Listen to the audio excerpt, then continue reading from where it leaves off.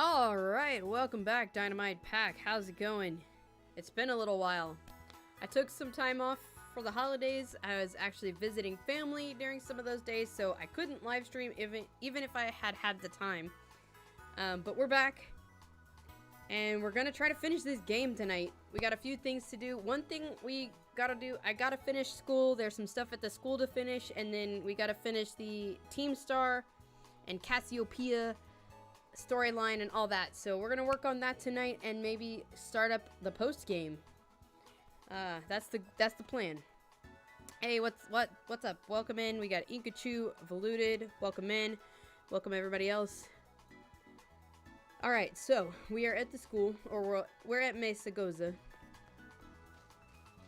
and I gotta go up to the school. But we're gonna get there. I suggest the Cassiopeia because it's night. Yeah, we could go do that as well. Am I going the right way? Oh, the school stairs are over there. Hold on.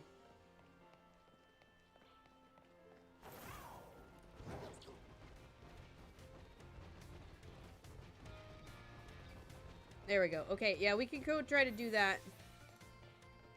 But yeah, those are the main things I want to finish.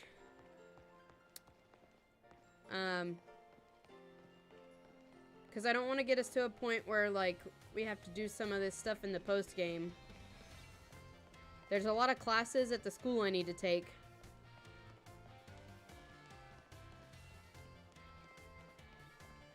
Like, what actually, like, triggers, like, the roll credits?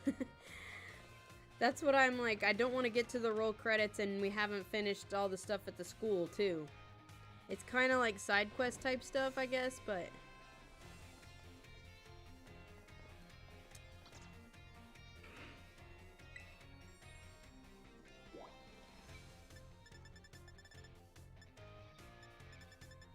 we can go to the nurse's office right quick.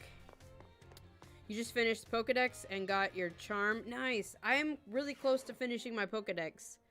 I'll show you guys what it looks like right now in just a little bit. But I'm probably going to have a little help from somebody because there's a few Pokemon I can't get that are exclusive Pokemon, so... Alright, Nurse Miriam says, come on in. I don't really remember what she said.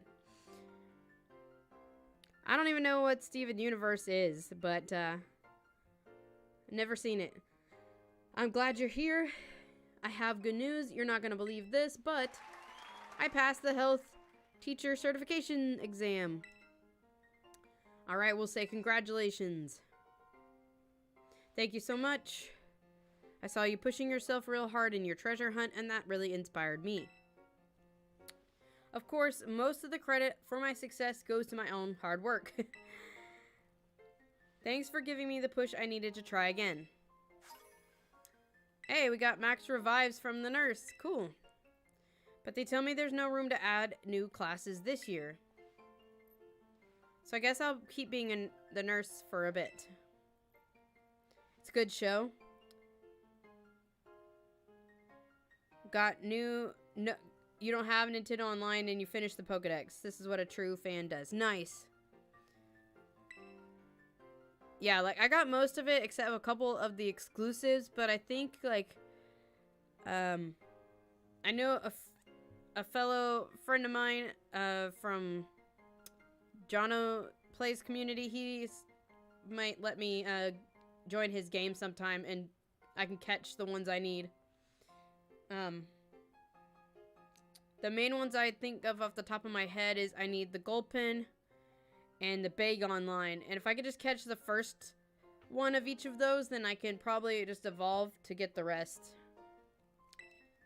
I'll teach you all you need to know about health. I bet I'll make a great teacher. Can't wait to see you join in my class. Alright, so she gets to be a teacher instead of a nurse. She wanted to be a health teacher. Cool.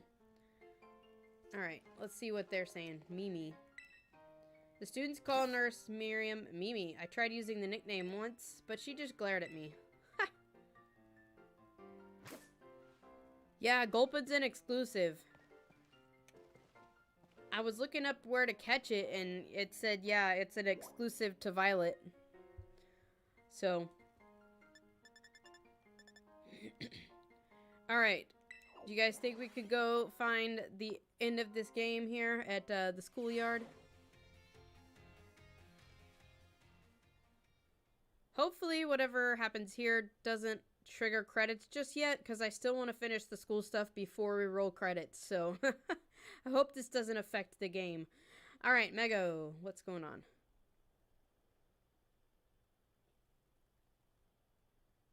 Credits trigger after the post game. Okay, so like after you find all the like the legendaries, is that when they happen?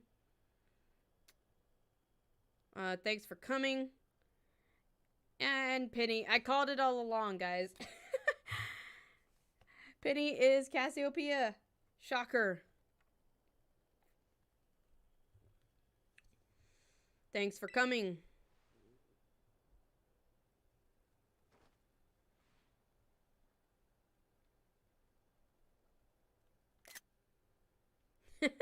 That look she gave.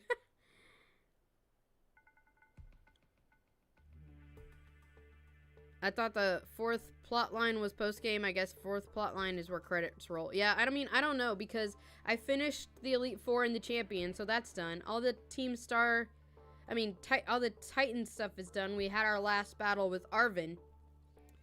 So I'm just wondering, like, you know, if the credits will roll after this part, or if there's a little more to the game before the credits.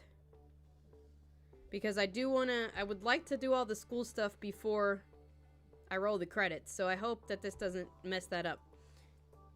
I know there is more to the game, but, anyway, we'll just see how it plays out. Alright, this is Cassiopeia.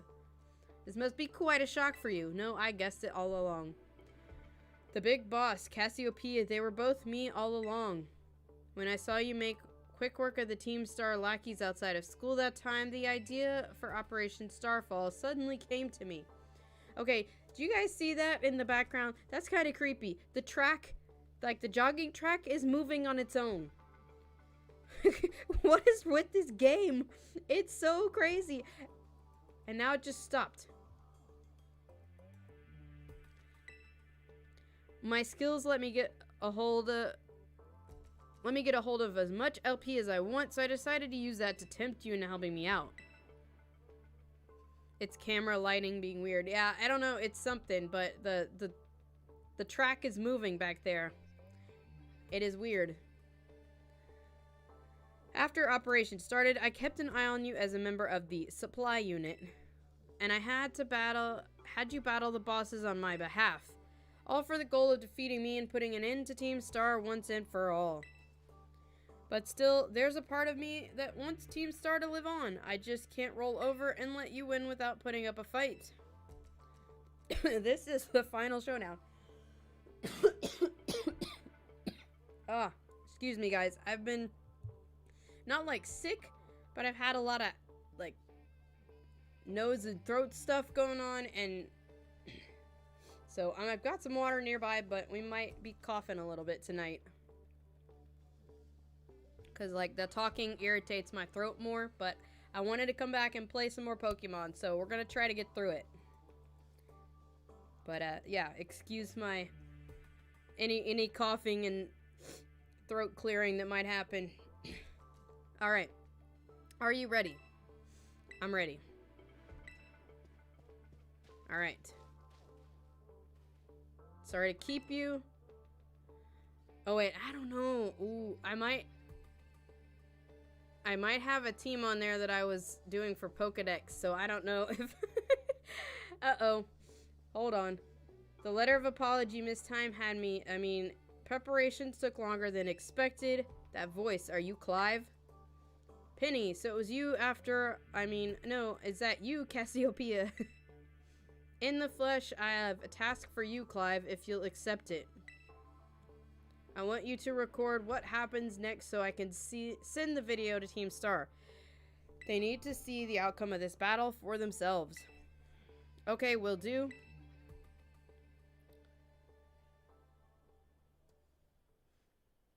I'm pretty sure I still have some Pokemon on here that I was trying to train up for Pokedex entries.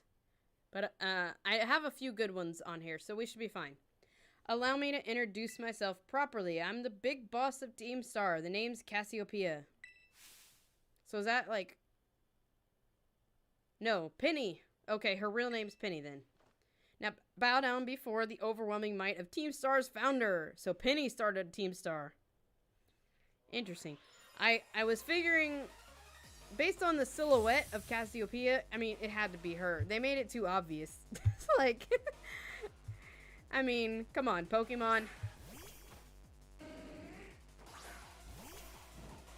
Alright, we do have Minty still on the team. I'm not sure who else is on here. Alright, the Team Star was battling their founder. I know, right? Who is on my team? Yeah, okay, I have a couple of my starters, but yeah, I was doing a couple of these, so I think we're okay, though. I mean, we're level 95, so... Minty can probably take out her whole team.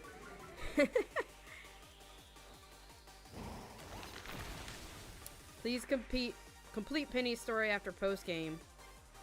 I will. I plan to complete all the stories and everything.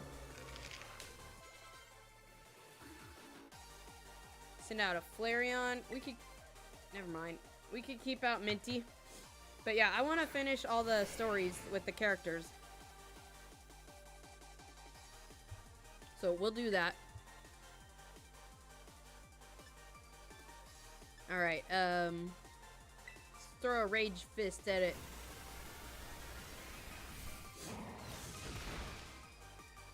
Okay, nice. Yes, that's a shiny.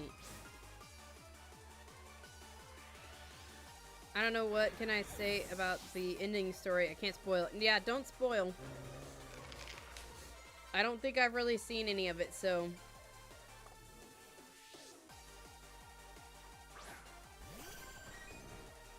She's got like a whole Eevee team?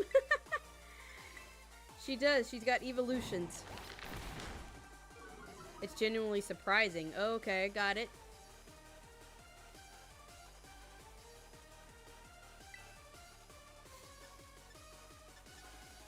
Let's do another low sweep. She's got a bunch of evolutions on her team. I've got Minty up to level 95. I need to level up some other ones, but yeah, I was using Minty here to battle a bunch of Chansey. I was doing some Pokedex entries while I was visiting my family for the holidays, just in our downtime. And so Minty got really leveled up. I was using him to battle Chansey and evolve other Pokemon that I put on the team so I could get Pokedex entries after they evolved. So he got a lot of experience. Then I'm gonna really start in the next few days. I want to really start training up the rest of them, and I want to do some like cool Pokemon builds for either like Terra raids or just to have like a cool Pokemon with a lot of cool moves.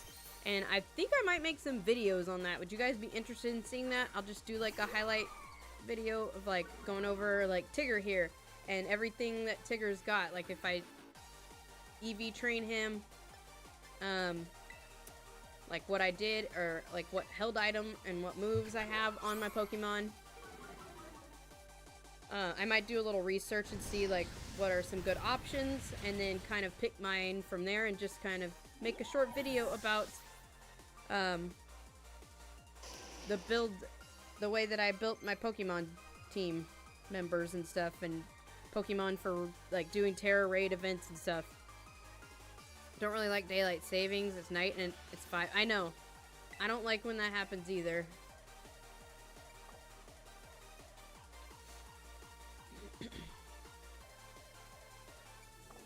But anyway, it was just an idea I had, because I do want to build some cool Pokemon, possibly to deal with doing some Terra raids, because it looks like they are going to do Terra raid events with some cool Pokemon as they move forward. So I want to have Pokemon that are ready to go in and take on those events, either to help a group or to possibly be successful on my own, so...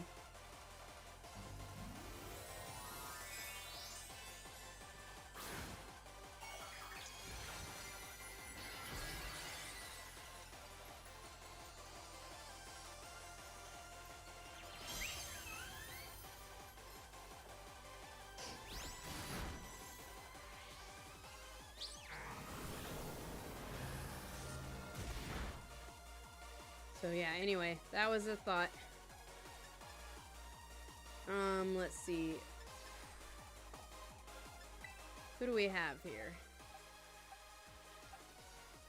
Anybody super effective? Not really.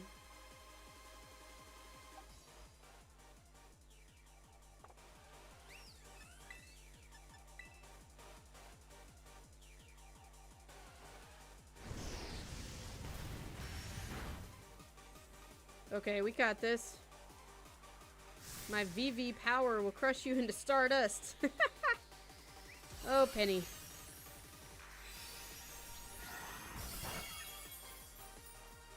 Look at us. We're taking your hits and we're not even terrestrialized.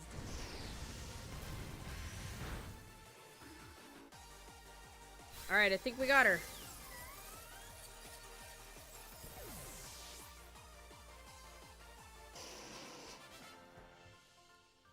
Wish there was a normal type evolution. Yeah. I'm surprised they haven't done other evolution typings over the years, you know?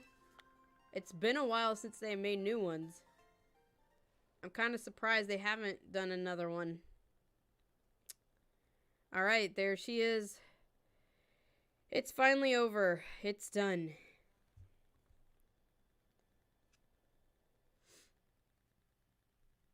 Okay.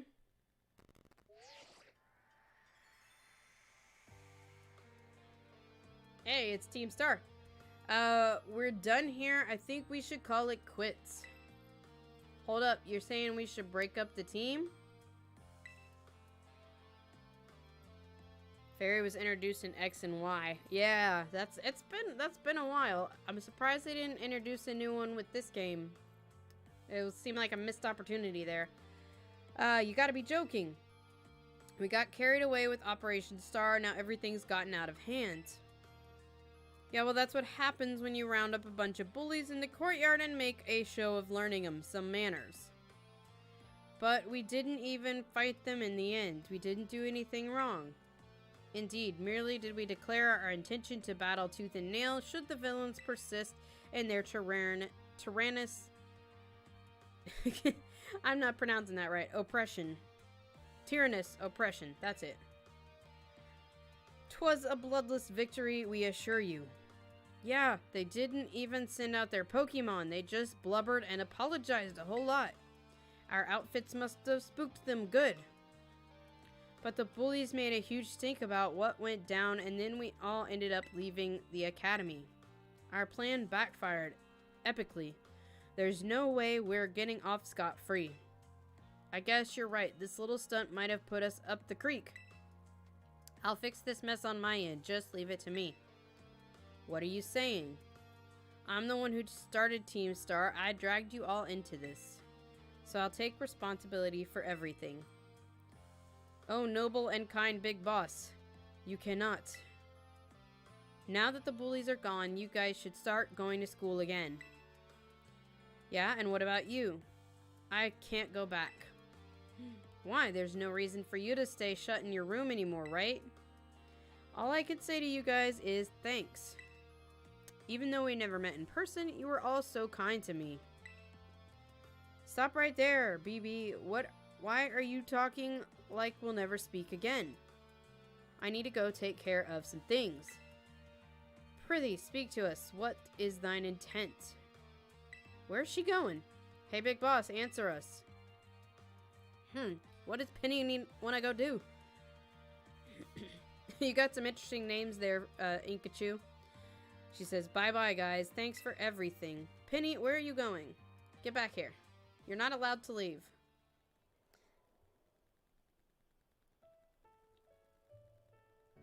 Thanks for everything, Mego, and you too, Clive. I'm glad I could see this through to the end. I guess this is it for Team Star and me too. Hold that thought, Miss, Penny. I'd like to check something with you first. Check what? Why resort to something like Operation Starfall if you're the big boss of Team Star? Wasn't there any other way to handle this? I tried telling the bosses that we're done once before, but they still didn't quit. Oh, so that must have been like, that was a flashback to when she tried to tell them that she wanted to stop. But they just sort of went on their own and, okay, now I get it. Why not simply order them to? Our code states no one in the team has the right to order people around. I could ask them all to do stuff, but I could never order them. So it's back to that code again. The bosses must have taken it seriously. They did. That's why I knew I could use it to force Team Star to disband. Because the bosses would do anything the code required of them, even leave the team. Yes, and according to the code, they had to accept any challenge made to them. Thus the idea for Operation Starfall. Cassiopeia, let me ask you one thing. What does Team Star know? What do your friends in the team mean to you? They're my greatest treasure. Alright. Splendid. Thank you for apprising me of the situation, Miss Penny. Huh? She just now noticed he's been calling her Penny. Now, young lady, there's something I should very much like to discuss with you. Hey, quit with the old geezer act, Clive. You're creeping me out. Indeed. Well then, before we talk further, allow me to reveal to you my own secret identity. Hey, what's up, Sage? Director Clavel? Just as Cassiopeia was your disguise, the boy you knew as Clive was mine. But why?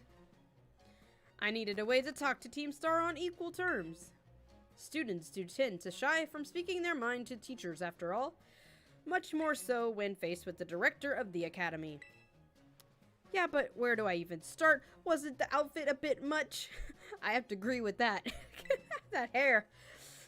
Plus, I have some big feelings about that wig. Ahem. Well, that's quite enough of that for now. Everyone, why don't you come on out? He's gonna have the rest of Team Star there, isn't he? I knew it was him. He thinks nobody can tell who's who. I know, like, he revealed that one at last streams. We kind of learned that, but hey, it's all our friends. More like long time no meet, right? I mean, we've only found out your real name just now. Melly? Verily is thy long-hidden continence a sight for sore eyes, my lady. Atticus. So, I heard your real name's Penny. How have you been this whole time? Orty? We found you at last. You've no idea how worried we've been. Airy. Aw, all her friends.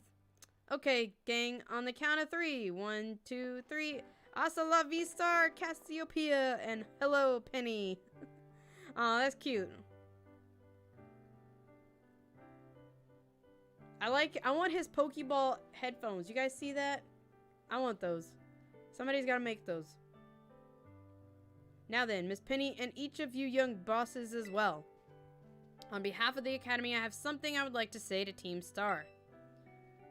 You all have my sincerest apologies. Come again? As director of the Academy, I let you down. My handling of your situation was a dismal failure. I still don't mean, why? Penny's confused. You all told me about your reasons for forming Team Star and about your subsequent actions. Ever since my first day as director, all I've experienced of the Academy is an environment blessedly free from bullying. But now I know this peace was built on the backs of your hurt and anger, and of course, your immense courage in putting things to the right. Hold on one second, guys.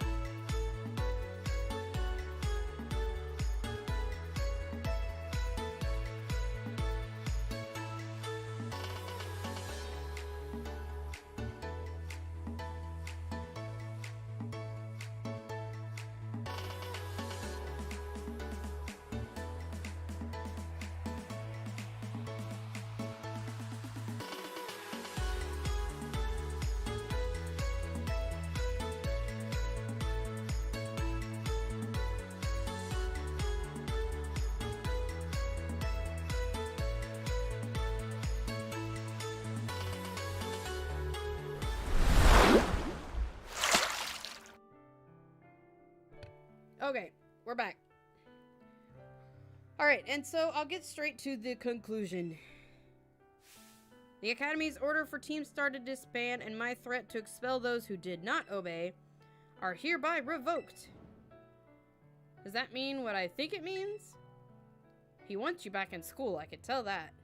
Indeed, Team Star can continue to exist should that be your wish. Oh, okay. Woohoo, Penny, isn't this great? Now we can all stay together. Oh, mine heart is giddy with glee. But I betrayed all of you. You mean Operation Starfall? Director Clavel has told us all about it. Far as we heard, you only went through with it to save us from getting expelled. You were worried about us, right? Not like we'd ever chuck the team just because someone told us to, after all. Ain't our style. I cannot even begin to imagine how much you must have feared for us, Lady Penny. Sorry for making you worry, BB. We are all okay now. But even so. He's like, attention! Hold on, everyone, I have more to say. As previously stated, the requirement for Team Star to disband has now been revoked. However, there are still some unsettled matters to discuss. Allow me to provide a few examples. Huh? Your protracted truancy. Your brazen customization of school uniforms. Your unauthorized usage of Academy equipment. Your reckless modification and jeopardous driving of Pokemon-powered vehicles. Need I go on? Your flagrant disregard for school rules cannot be simply overlooked. So there's consequences to your actions. Thus, as punishment, you will be required to engage in community service. Community service? Yes, specifically, I will be asking you to manage the STCs. What is that? Yeah, that's my question, Penny. What does that stand for? What's he talking about? The Star Training Centers. Oh, okay, interesting. They shall be facilities for cultivating Pokemon trainers' talents. I plan for the Academy to found them in collaboration with the Pokemon League. The idea came to me when I saw Miss Mego battling her way through your bases. The base's construction, as well as the battle tactics employed by the students in Team Star, are remarkably unique and creative. I would ask that you continue your team's activities, but henceforth as STC staff members, using your former bases as training facilities. Okay, interesting. And that is the sum of it. Does anyone have any concerns? No, it sounds like fun, so I don't see how this could be anything but a win-win. Yes, this is a game. This may be a weird thing to say since the STCs are supposed to be a punishment and all, but you should totally join in too, Penny. 'Tis true, we would most happily have you at our sides, my lady. We can go to school together too, that way if anything happens, we'll be there to protect you. We're already talking about how great it'd be to have both Team Star and school in our lives. This'd be a sweet deal for us. So, what do you say? You guys. Mego, what do you think? I think it sounds great. No need to give your response right at this moment, Miss Penny. Do take some time to decide. For now, at least, I think our little group should go their separate ways.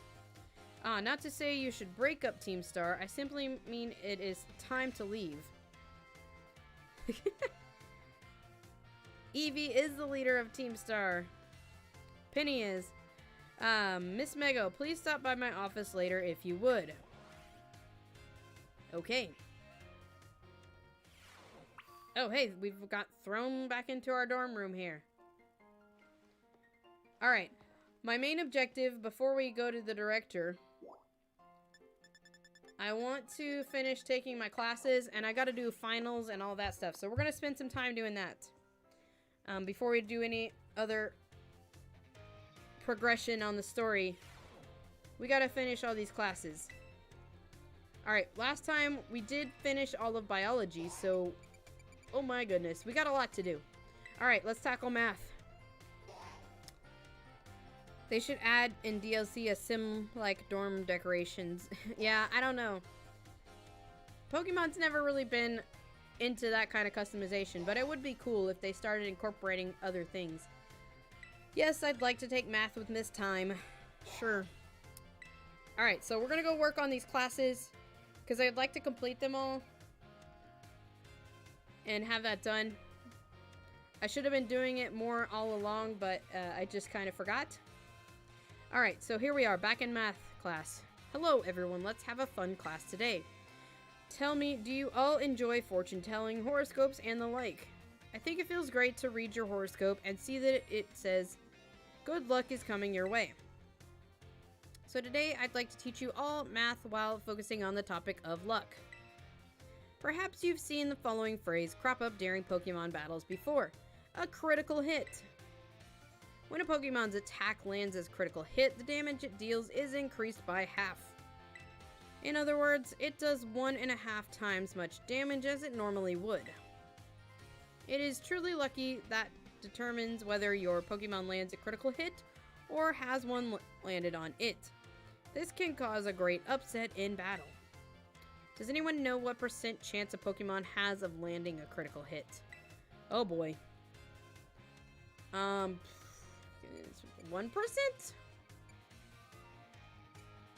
I don't know. I'm gonna go with the middle. 4%. Hey, wait. We got it right. 4%. Well done, Mego. The chance of landing a critical hit is said to be 1 in 24, which figures roughly to 4.17%. The odds are more favorable for certain moves, though. Why such moves as Stone Edge and Shadow Claw have about 12% chance. You're the internet? Nice. You can also use a move called Focus Energy or an item known as a Dire Hit. Both raise the critical hit ratio by 2 stages. That's a 50% chance to land a critical hit. It feels great to land a critical hit, but perhaps not so great to be struck by one. There's a surprising amount of mathematical probability hidden in Pokemon battles, you know. If you're able to do calculations that'll swing luck in your favor, it may open the door for more strategic choices for you during battle. Oh my, is that the bell? I suppose that's all for now. Next class will be our fun midterm exam. Whew, okay.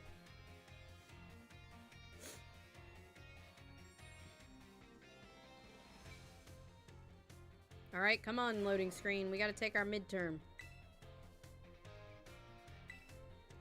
Math midterm. Okay. Man, this is intense. This is not like going to trainer school in the old games. This is like legit stuff. Class will begin soon. Don't be tardy. And you like gotta understand it or know the answers because you got midterms and finals and like real school. I'm determined to finish it though, alright? So we're gonna do it. Alright everyone, it's time to begin our midterm exam. I'm sure the fun experiences you all had in my class will serve you well as you answer. Oh boy, okay. How much damage does Water Gun do when it hits a fire-type Pokemon? Going to school in a Pokemon school, how dare they? I know. No, it's like, it's kind of cool though. Like, normally in the trainer school, you just kind of explore it, pick up a few items, and go on your way. But this is like real, like, classes. You have multiple classes, you have exam questions you have to answer. It's kind of cool. It's like a new thing they're trying out. I don't know, it's just interesting. And I think it's cool for like new people that are coming to Pokemon that didn't grow up with it, like younger kids, especially with this coming out with the holidays. Some people are getting maybe their first Pokemon game they've ever played, and it kind of like it's teaching you all this like technical side of Pokemon as well as just like basic how to play. All right. I don't know. How much damage does a Water Gun do when it hits a fire-type Pokemon? I'm gonna say normal. Is it half? I feel like fire and water, they are kind of opposites, but they're not always like super effective. It's double. Okay, you guys are gonna have to help. You guys are helping me cheat on my midterm. I'm glad it's optional. Hey. Oh, this one's half. How much damage does Razor Leaf do? Oh boy, okay. If you spent $2,000 Poké Dollars on as many as $200 Poké... Huh? Wait, so the Pokeball costs $200, but you spent $2,000. So you get... Oh gosh, I hate math.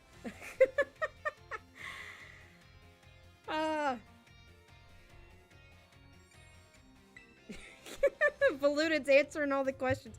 Watch, if you're wrong, we're gonna be in serious trouble. I don't like trying to do math on a live stream. This is stressful. You guys will see how bad I am at math in my head. I can't do it. I need to write things down. Oh, Premier Ball. It's 10, but okay, yeah. That makes sense. That's the trick question she asked me in the class a while back in one of the classrooms. I was sick for that day, number 4. What percent chance? Oh, we just answered this, so we know that. How much damage does a move deal when it lands a critical hit? 2 times? Alright, let's see. Go ask your scores at the front desk and take a nice break.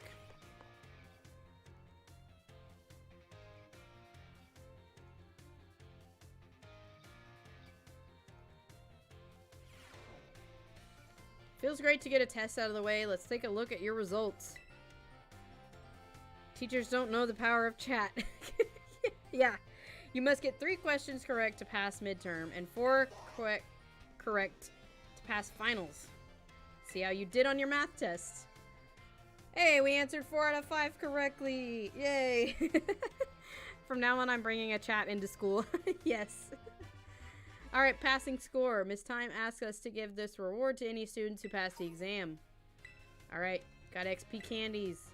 Another fun reason just to go ahead and do these classes. All right, we're gonna get all of math out of the way. That's why I did biology. I just kind of knocked it all out. And that way it was all fresh in my mind when we get to the questions. So let's just knock out the math and then we'll move on to the next one. Hello everyone, well done on the midterm exam. Some of you earned perfect scores, others seem to have a bit of trouble, but I can tell that all of you tried your best. In Scarlet, that Pokemon is a Psyduck with the class person instead of Gengar. Oh, yeah. I've actually seen it be Gengar at night, so it might depend on your time of day. I'm quite pleased to say that every last one of you passed. I can only assume this means you have all come to love numbers. Not quite, Miss Time, but I'll try my best.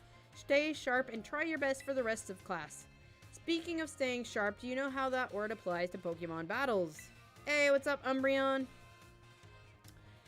It seems I only take my classes at night. Yeah, I think that's why, because I've seen the Gengar in my game. But yeah, I was at nighttime. That's right, it has to do with stat boosts. Okay, a Pokemon's stats can rise and fall throughout the course of battle. For example, if a Pokemon uses the move Work Up, its attack and special attack stats will rise by 1 stage each. As you may know, each time a Pokemon's attack or special attack rises 1 stage, moves affected by the stat will deal 50% more damage. If that same Pokemon from our previous example were to use Work Up again, both its attack and special attack will have risen by 2 stages total. This results in a 100% increase to damage dealt, making its moves twice as strong. Swords Dance, on the other hand, boosts attack by 2 stages at once, allowing Pokemon to deal double damage after just a single use. Okay.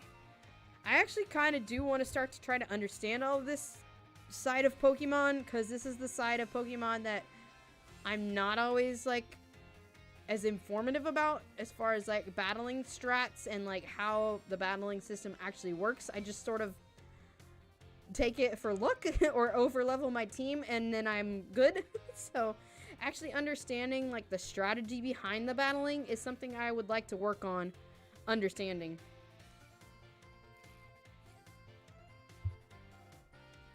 So I should probably really pay attention in these classes. Alright, using Swords Dance twice would boost the Pokemon's attack stat by 4 stages. Okay, how much more damage then would this Pokemon deal? Quadruple? If it's by 4? Oh. She tricks me, man. Every time. Professor Time, why aren't you asking tricky questions? Jono made an apple chap command. Oh, that's sweet. Awesome. That's cool. Alright, just because it boosts the Pokemon's stat by 4 stages doesn't mean damage is quadrupled. Each stage that a Pokemon's attack or special attack is raised increases damage by 50. So it was like twice then. So being raised 4 stages wouldn't result in a 4 times 50% or 200% increase. Huh? I'm still lost. The base damage of a move is 100%, so adding 200% to that gives us 300%. Okay, I get that part. In other words, the next move a Pokemon uses will deal triple damage. Okay, kind of starting to make a little sense to me. Type matchups, critical hit damage, and other factors all play into these calculations as well. So even a small boost must be taken seriously. Alright, Umbreon, see you in a minute. By the way, if a stat simply rose, that means it has gone up by 1 stage. If it rose sharply, it's 2 stages. Okay. If it rose drastically, that's 3 stages. Just so you know, the X attack and X special attack items can only be used in battle. They can be used to sharply boost those respective stats. Okay, so that's how you use those. Is that the bell? I suppose that's all for now. What a shame. Today's lesson was a little difficult, so be sure to review what you learned in order to stay sharp. I'll see you again next class. Alright.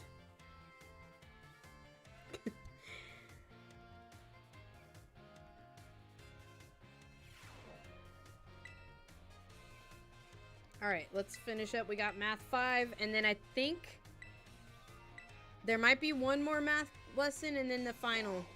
I think that's how it works. I'm trying to remember. It's been a little bit since we finished up all of the biology classes. We did that at the end of the last live stream, I think it was. And I just couldn't stay live any longer to finish everything, but we're gonna finish this today. Let's have a fun class today, and then we're supposed to go see Director Clavel to push on forward through the story. Alright, did you make sure to review last class materials in order to stay sharp? I know it was a little difficult, all that talk of multiplication and percentages and the like. Today we'll be talking about percentages again to learn about probability.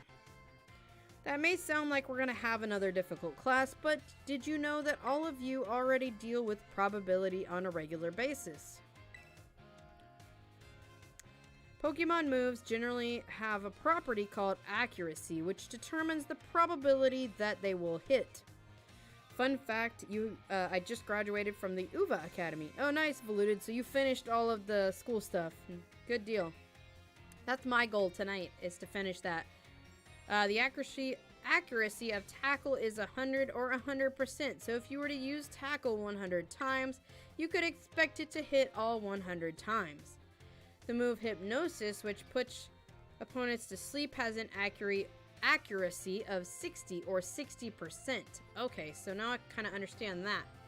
That means you could expect it to hit 60 times in 100 uses. To put it another way, out of 100 uses, you could expect to miss 40 times. You gotta go, Umbreon? Alright, no worries. Many of the truly powerful moves often tend to have lower accuracy. So when you're deciding whether to go slow and steady with moves that are sure to hit, you guys don't forget to smash the like button today. And, or hard and fast with stronger but less accurate moves, you're already studying probability. Let's see here. Perhaps Surf and Hydro Pump would be good examples for this discussion. Surf has a power of 90. Its accuracy is 100, meaning you can expect it to hit every time. Hydro Pump's accuracy is 80, but when it hits, its power is 110. So between Surf and Hydro Pump, which move would you want to use yourselves? I'd use Hydro Pump. I see you like the risky, adventurous side of things, Mego. I do tend to be risky with my Pokemon. I often don't put a lot of, like, status-changing moves on them. I generally go for attacking moves, and I just attack. I may have made it sound like there was a correct answer here, but there's not. You're free to use any moves you wish. Factors like PP or number of targets hit may make some moves more suited to certain situations. However, trading accuracy for power or vice versa is purely a matter of preference. This Surf versus Hydro Pump debate has been ongoing for quite some time. Personally, I'm more invested in debating the Rock-type moves, Rock Slide and Stone Edge. Let me tell you, I could get really worked up talking about those moves, but oh my, there's the bell, what a shame. Next class will be the last of our time together, so show up 100% ready to go. In the history class, you could see Professor Laventon for the first Pokedex. But you get no credit. It's fine. I mean, I want to take them all just because I want to have it done. I kind of like... It's something easy we can do, and like just for being complete, having this game, this save file have a complete save file is just kind of what I wanted to do. So that's all of this. Oh, you mean in Legend Arceus. Oh, okay, gotcha. Alright, let's take math, our last math class, and then I think we have the final. So there's 6 classes in all, plus midterms and finals. Whew. Alright, we got this. Hello everyone, I hope we can have fun again today for our last class together. Last time we learned about probability using move accuracy as an example. Probability is quite an interesting subject. Did you know that in a class with 40 students, there is a 90% chance 2 of them will have the same birthday? This is true even despite the fact that there are over 300 days each year. Isn't this remarkable?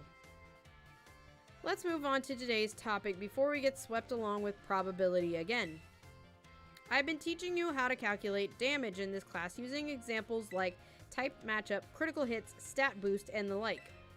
All of these variables are multiplied together to calculate damage dealt to an opponent.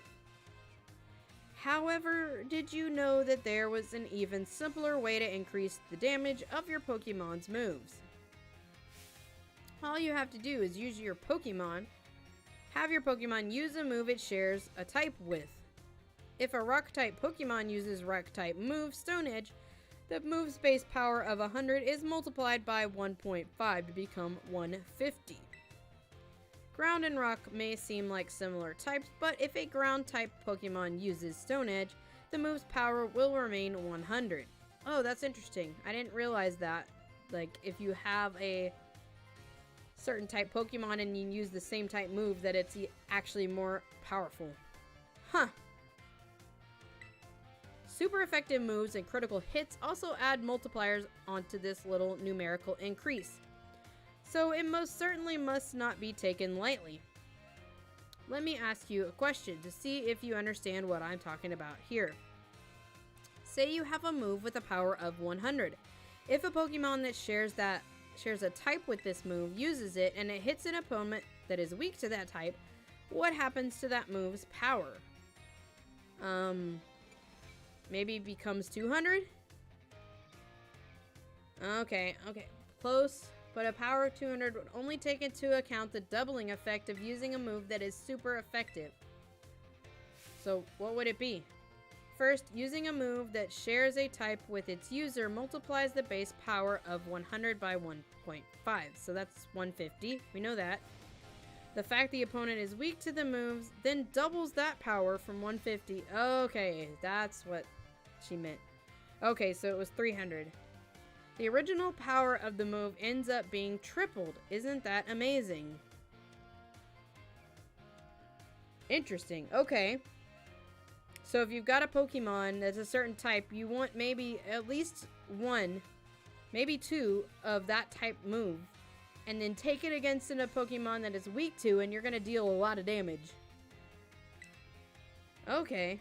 What's more, if a Pokemon terrestrializes and its Terra type matches one of its original types, then the bonus it gets for using a move of that same type increases from 1.5 to 2. So you get 200 damage. Whew. Man, it's a lot of numbers in Pokemon. Of course, being able to use a lot of moves with different types is great as well. That's one way you can surprise your opponent. In the end, your own innate characteristics are really what let you shine the most. Bear in mind that this is true for both humans and Pokemon. Alright. It sure would make me happy if you could take those words to heart. I suppose I should really have shared this basic advice right from our first lesson. My apologies. And just like that, class is over. The last of our time together flew by in the blink of an eye. It's so much fun to be able to teach all of you eager students about numbers. Next class will be our fun final exam. Be sure to review the material well in preparation. Alright, math finals is up next. Let's go.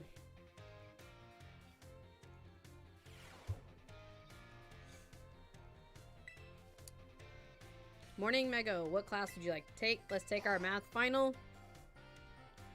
Imagine if classes were like this. I know, right? You'd love to be in the Paldea region? Yeah. Ah, my nose.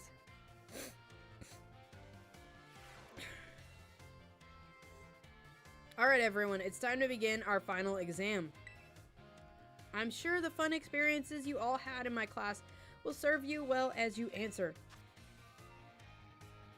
Alright, yeah, how many Great Balls could you purchase with 3,000 if one cost 600? Hey, what's up, Mark? What's going on? How's it going?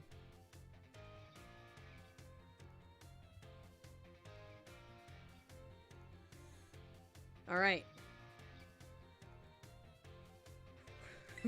Valuted is answering my questions for me. Alright, if a water type move with a power of 100 lands a critical hit on a grass type Pokemon, what will the move's power be? It'll just be 100, right? Because it's not weak to it. It's going good. You got Sonic Frontiers for Christmas. Nice. Awesome. I need to get back to that game. We kind of got distracted here with Pokemon Scarlet and Violet coming out. But I do want to finish Sonic Frontiers because I was playing it through on the channel. And I think what I want to do is I'm going to live stream some on my second channel. And then I'll make little video clips to finish up here on this channel. Let's see. I think it's just going to be 100. Because she said something about it would remain 100. Under normal conditions, what % chance to Stone Edge under normal conditions? So that would be 4% is normal. Right? If a Pokemon uses Swords Dance twice. Oh, this was the triple damage. Alright, if a rock type Pokemon whose Terra type is rock terrestrializes, what will the power of its rock type moves be multiplied? 2. Fell asleep during class. I know, right? Alright, everyone, time is up. Put your hands on your laps now. The test was the culmination of all I taught you. I'm sure you did fine. Do go and ask for your scores at the front desk and take a nice break.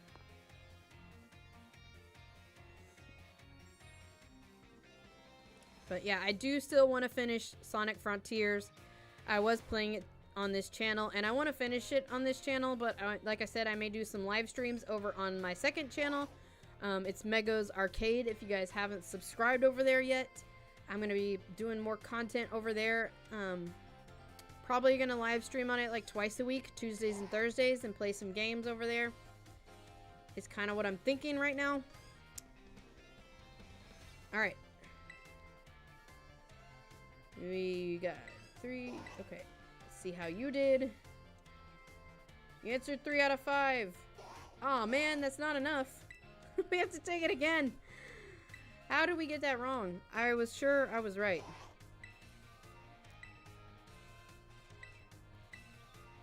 Because I remember some of the stuff she talked about.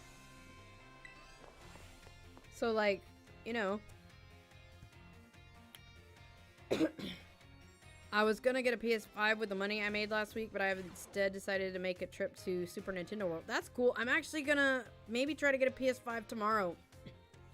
I got some Christmas money. And I want to go, I want to go get, what was I saying? I wanted to go get a, PS5 with it, if I can find one. I think my local Target might have one, so I might try it there. I just hadn't got around to it yet, so I've been doing some other stuff here at home. Everyone I know has one but me. Hey, I don't have one yet either, but I'd like to get one because I want to play Hogwarts Legacy on it. And I have some other games I want to play on it as well. So, I definitely want to do that. Alright. Let's try this again.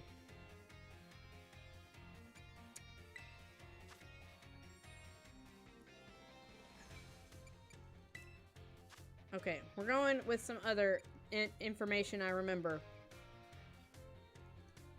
And some help from the internet, because I don't have all night to sit here and try to figure these out. I just want to finish.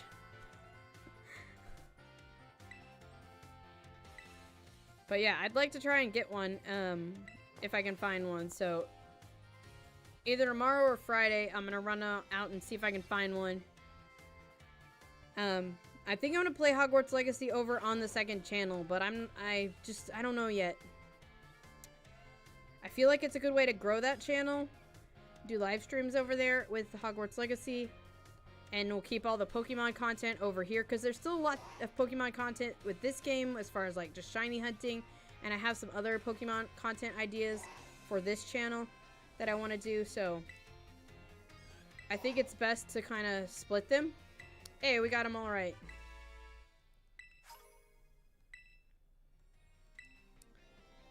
And just kind of have one focus on this channel for a little while, and just mostly Pokemon and some other Nintendo games and like family-friendly type stuff, and some of the more like adult non-Pokemon content games that I want to play are gonna go over on the second channel, Mego Dynamite. So if you guys want to see stuff like that, the main things I want to play over there this year are gonna be Hogwarts Legacy, the Jedi Fallen Order sequel, Jedi Survivor.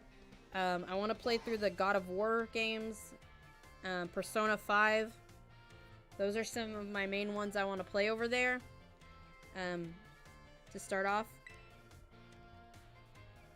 And then over here we're just going to do a bunch of Pokemon gameplay and either like shiny hunting. I got some Pokemon challenge videos and things I want to do.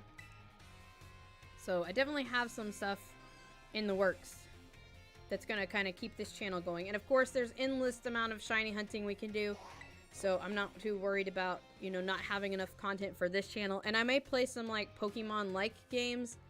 Like there's the Nexomon games, there's the Tim game that came out, and they're basically like Pokemon.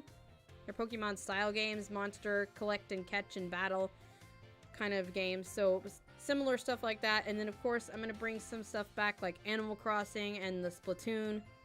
Probably going to keep that over here on this channel. Some other like Nintendo related stuff like that. So those will be coming back soon. Zelda Breath of the Wild is going to be on this channel because I played the first one on this channel, so I'm definitely going to play the second one on the channel as well. And you know, before it comes out, I may play through the first one again So I'm gonna keep some like Nintendo related things over here that kind of fit in with Pokemon.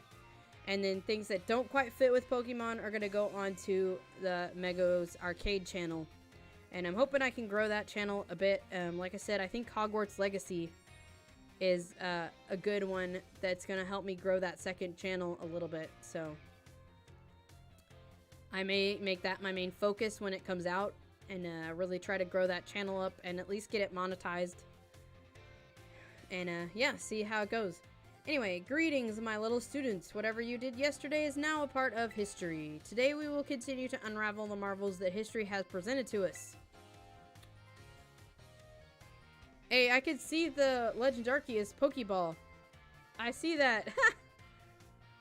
Yeah, it is Hisui in the background there. You guys are right. As you should remember from our last class, Area Zero's great era of exploration began about 2,000 years ago.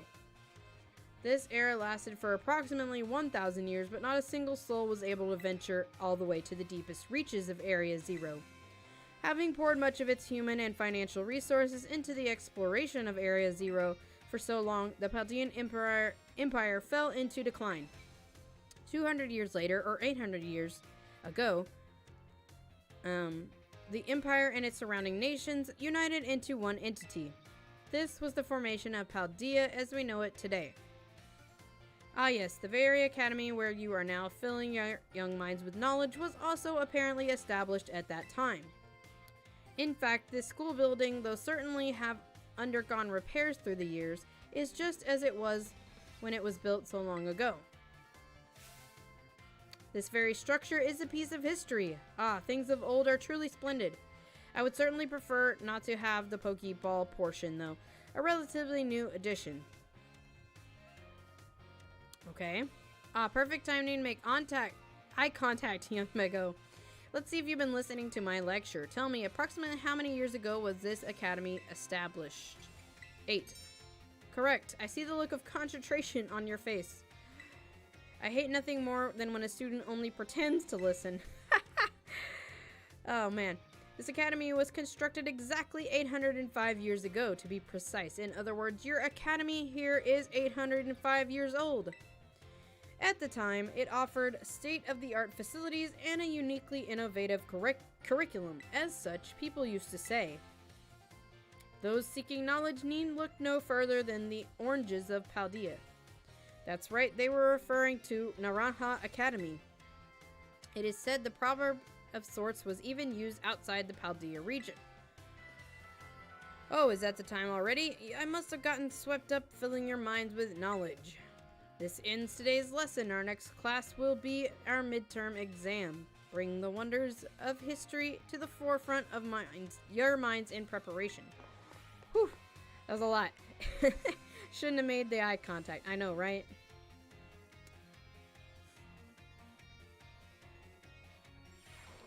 Alright, let's go. Alright, time for history midterm. We got a few more classes to take after that. We're gonna finish everything. We're gonna see if we can actually like graduate and what happens there. Alright, let's go. Alright, greetings my students. It is time for our midterm exam. Summon your historical knowledge from the dark recesses of your mind and answer the questions. What is the name of the geological formation in the center of the Paldea region? If you can't get that one right.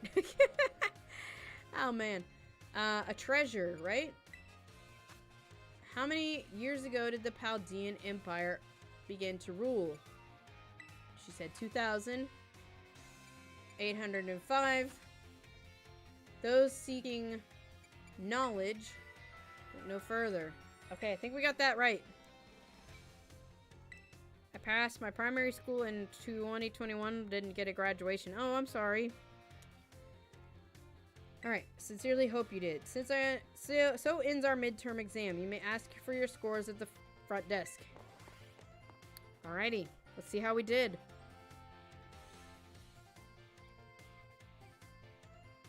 How you guys doing this week? It's what is it? Day? It's Wednesday. Feels great to get a test out of the way, doesn't it? take a look at your results. You must get 3 questions right. See how you did. Hey, we got 5 out of 5. That's a passing score. Alrighty. Keep doing your best. Alright, good afternoon. Let's finish up history. Psyduck's like, what's going on?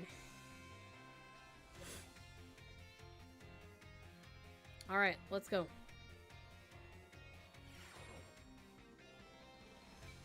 Greetings. Whatever you did yesterday is now part of history. Hey, what's up, Rabbit Dude? We are working on beating the game. I wanted to finish all of the school stuff, and then we're gonna finish up the game. But yeah, I completed, I had the battle with the Elite Four and the Champion. I've battled the, Arven and all the Titans. Arven and I had our last battle. I had my last battle with Nimona. We just did the battle with Penny and Team Star. We finished that part, and so I'm just finishing up some school stuff. I have some classes I needed to go take, and I wanted to do that because I just wanted to complete it. That was just, you know, you don't necessarily have to go do all this, but I wanted to, so. Alright. However, I imagine your ability to concentrate has been spectacularly derailed by my midterm. I suppose changing things up for fun and variety may be a good idea every now and then. Allow me to tell you an old fairy tale that has been passed down in Paldea for generations. Once upon a time, there was a king who very much enjoyed collecting treasure. He was particularly fond of treasures from other countries. One day, a merchant from the east heard rumors of this king and came to meet him.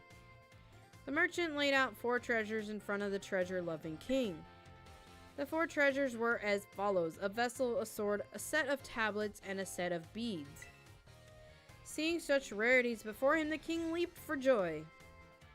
I beat the main game, but not the post game. Okay, cool. Yeah, I'm still working my way through the very end of the main game, and then I think we'll get access to the post game soon. But like I said, I just wanted to kind of finish this part up myself, just to have it all completed and see what happens when you finally finish all of school. So, we're just kind of catching up. He showed the merchant some with gold coins and claimed all 4 treasures for himself. Oh, he showered the merchant with gold coins. Okay. Perfect timing to make eye contact. She's always saying that. I'm not looking at you. I said there was one set of treasures with a set of tablets. What do you think these tablets were? Tablets. Handheld electronic devices. I think wooden planks. Correct. Your pursuit of knowledge serves you well. I beat the entire game and complete my Pokédex. Nice. These particular tablets were wooden and used as a writing medium in the East in ancient times. As you may know, they fell out of popular use as paper and became more universally available. For the king to consider these paper substitutes treasures, they must have been of superb quality.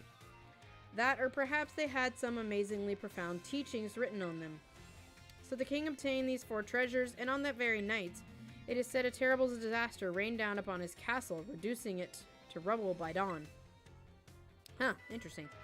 As that's time already, I wasn't done with the story, but alas, so ends today's lesson.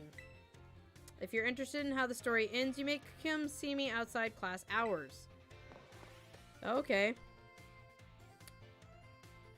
The tablets were mostly used in Chinese cultures? Legendary's names are Chinese. Oh, cool. Nice. Do a no death run Animal Crossing. What do you want me to do with Animal Crossing? Hey, look, see, there's the Gengar, so it must be night. What do you mean no death run in Animal Crossing? What do you mean? How would that work? Explain. I want to bring some more Animal Crossing back to the channel because I enjoy the game and I think a lot of you guys do as well.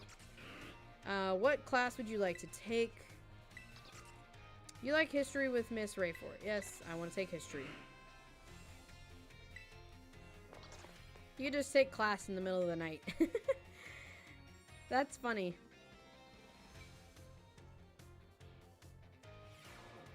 Greetings. Whatever you did yesterday, that's her favorite thing to say.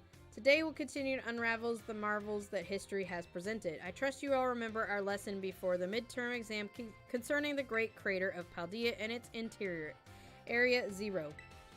This mysterious crater captured the imaginations of many, including the former Paldean emperor. 200 years ago, a group of explorers claimed to have finally reached its depth. The name of the team that achieved this great feat was the Area Zero Expedition.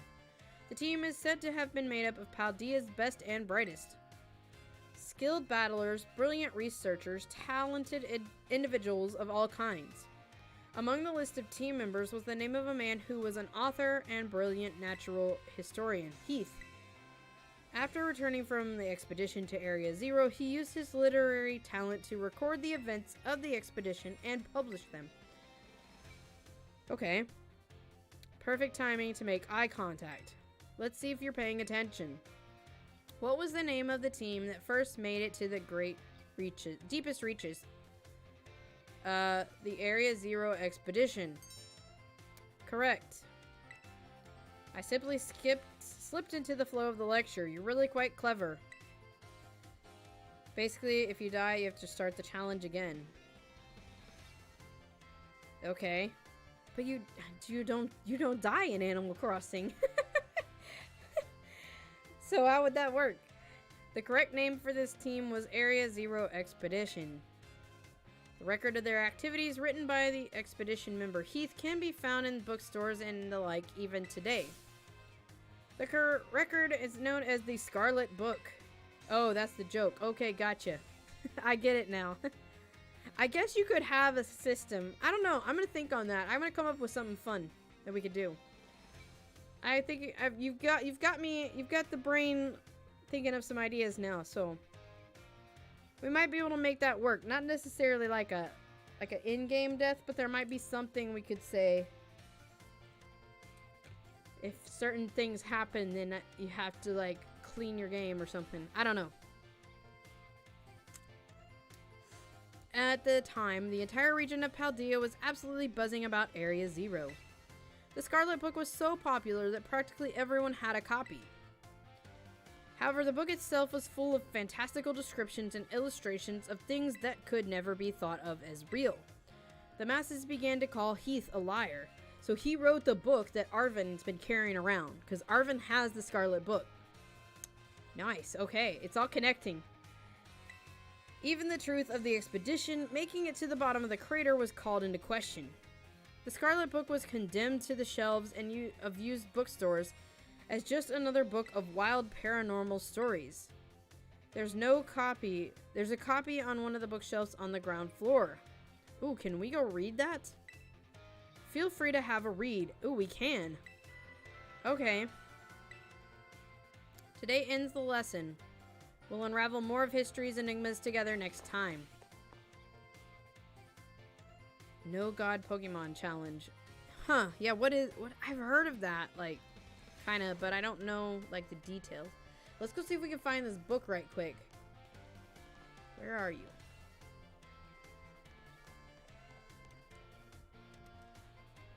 How do you know? Oh, okay, those are the clickable ones. There's a book titled Types and Moves. Do you want to read it? Sure. You may be familiar with Pokemon that are grass, fire, or water type. There are 18 such types in all. Every Pokemon has at least one type. Some have two. When a Pokemon uses a move that's the same type as they are, a move's power is increased by 50%. For a Pokemon that have two types, moves of either type will receive this increase. Okay. So now we know what to look for. She said on the ground floor. Hey, that's the history teacher. Why, if it isn't Mego from Class 1A? Are you perhaps interested in the rest of the old tale I told you? Oh, yes. Let's hear this. Okay. It's convenient you would take the bait I presented in class. A vessel, a sword, and a set of tablets, and a set of beads. After obtaining these 4 treasures, the king's castle was destroyed. Why, you ask? Because these 4 treasures were actually 4 Pokemon. Oh, what 4 Pokemon? These Pokemon were passed from human hand to human hand as treasures, and they slowly became tainted by hubris and greed. Finally, after coming in contact with the rapacity of the king at that time, they awakened as disasters and began to rampage out of control. Oh, this must be the legendary Pokemon in this game, because there's 4, right? There's 4 new legendaries. The king called for renowned Pokemon wielders to defend the country, and after a fierce battle, these incarnations of disaster were quelled. It said these 4 Pokemon were sealed away somewhere in Paldea. Yeah, this is cool. I'm glad I found her and we heard this story, because we're gonna be doing this in our post-game. Tracking down all of the special stakes and unlocking the doors to these Pokemon. So what do you think? Would you say the story is just make-believe? No, I believe you. Ah, very astute of you. I've read many historical disaster reports, personal journals, and the like. There's so much to support the truth of this story. If I'm able to prove the story's veracity myself, I will be sure to let you know. He became even closer with Miss Rayfort. Alright, cool. Okay, let's find that book. There's a book entitled Status Conditions and Catching. Sure. We'll just read them all. Dealing damage to a wild Pokemon makes it easier to catch in a Pokeball. Inflicting status conditions on the Pokemon can make it easier still. Certain status conditions will provide even better odds of a successful catch than others. Putting a Pokemon to sleep or freezing it, for example, may yield better results than inflicting poison or paralysis or a burn. Okay. Okay, what is this freaky guy doing? You guys see that back there? Okay. What is going on with this game? It's so broken. Book entitled Naranja Academy School Song. Oh, yeah. We have a school song? Over Grand Mezagoza stands our dear Naranja, where we enter as seeds and leave in fruition, our minds wide as the crater for wise educators, to fill with strength, greatness, and tradition. Teach us well, O oranges of Paldea. Ha! That's cool. Alright, this kid Arvin. Yeah, what about him? It seems like he's been having a rough time since like last year. I know how hard it must be for him. Alright, where's his book? I don't see it over there. Okay, it must be on the other side, maybe? Oh, what's this? Book title, Types and Moves 2. When a Pokemon terrestrializes, their type becomes their Terra type. That means the moves of their Terra type will have power increased. Moves of a Pokemon original type will keep their usual power increase. For example, if a Pikachu, which is innately electric type, has a Steel as its Terra type, then upon terrestrializing, it would receive boost in both power for both Steel type move Iron Tail and electric type move Thunderbolt. Okay, cool.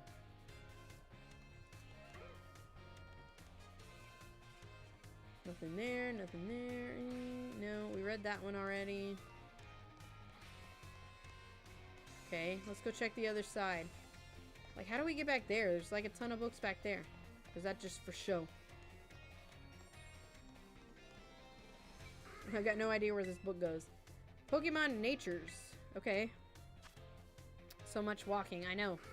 Individual Pokemon have different natures, much as people do. You may be able to get an idea of your Pokemon's natures if you watch how they behave on picnics, whether they run around or nap. Pokemon natures influence their stats to a degree. For example, Pokemon with adamant natures tend to have their attack stat grow stronger, while special attack may suffer. Okay.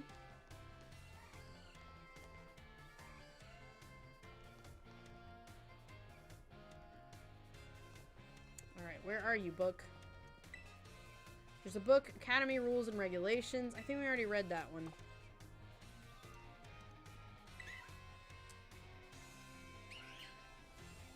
Okay, I wasn't trying to talk to the Mimikyu. It's an honor to be able to study here at the alma mater of a famous professor. Okay. Student registry. Do you want to read it? Okay, where's the book? This thick book holds a thorough record of the Academy students and when they attended. Wait, what's this? Some recent pages have been torn out. Okay. Where is that book? She said ground floor, right? but I can't find it. Where are you hiding? Where's the Scarlet book?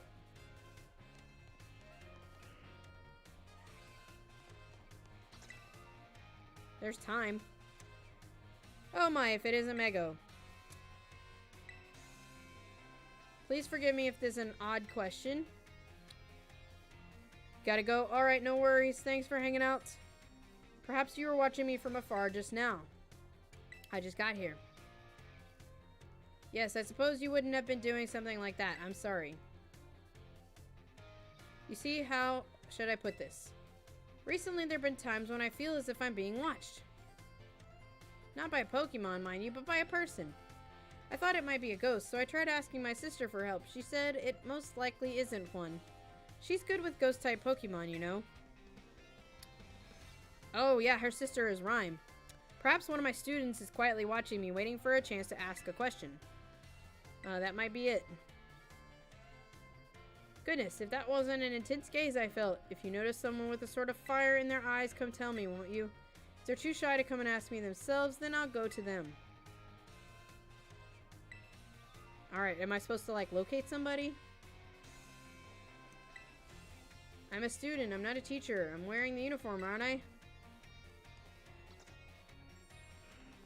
Who might be looking for her? Even at night.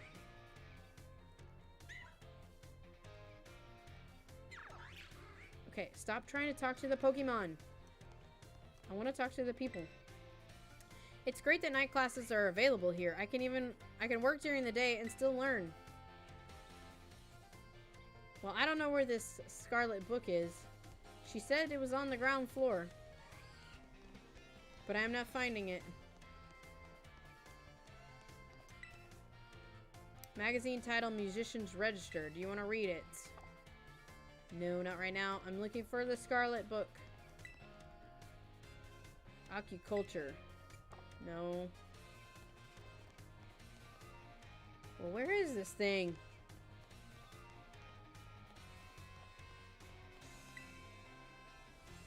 Sweet Truth. No. What's this? Chaldean Sports. I'll come back and read these later, but I was trying to find the Scarlet book, but I can't find it.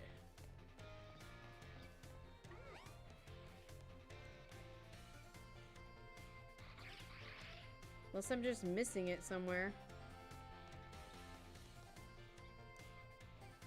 So I'm clicking on all the bookshelves just in case. But there's nothing there.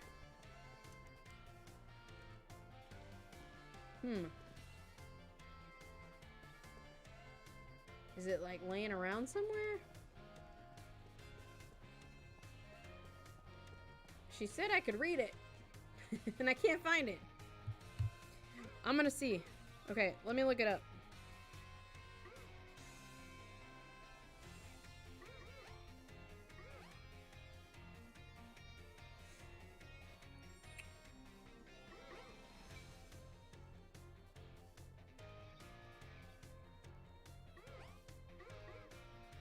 Okay, where do you find it, though?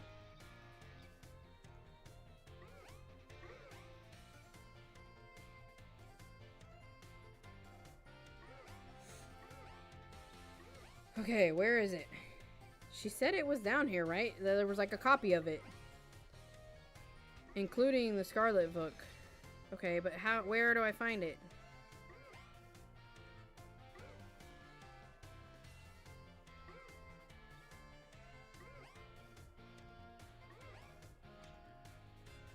It doesn't say where it is. It's just the entrance hall. But I can't find it right now. I've checked all the ones that I found.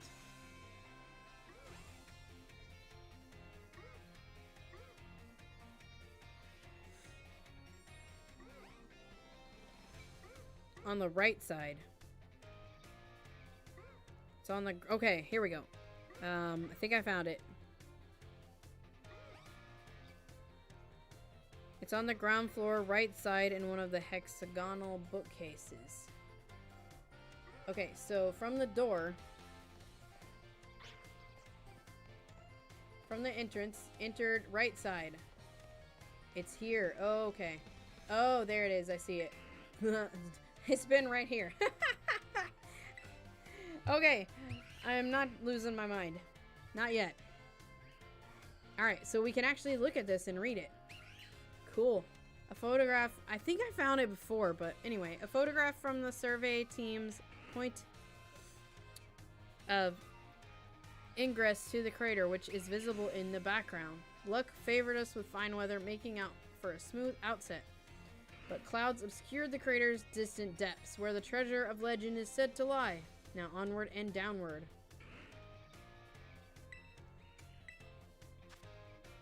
The adventure. Within the great crater of Paldea lies the mysterious Area Zero, a place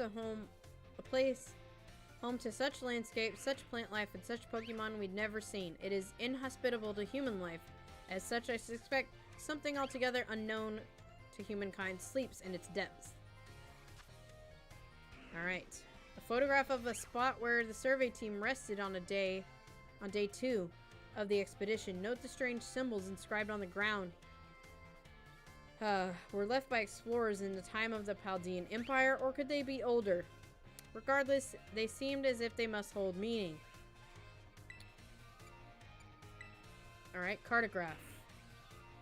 Oh, look at it. Okay, ledges form a spiral down the inner path, the inner walls of Area Zero, offering a path of descent. Vegetation and sources of water are here as well. Legend tells that precious stones or wondrous fruits have long slept in Area Zero's depths, protected by some manner of guardian.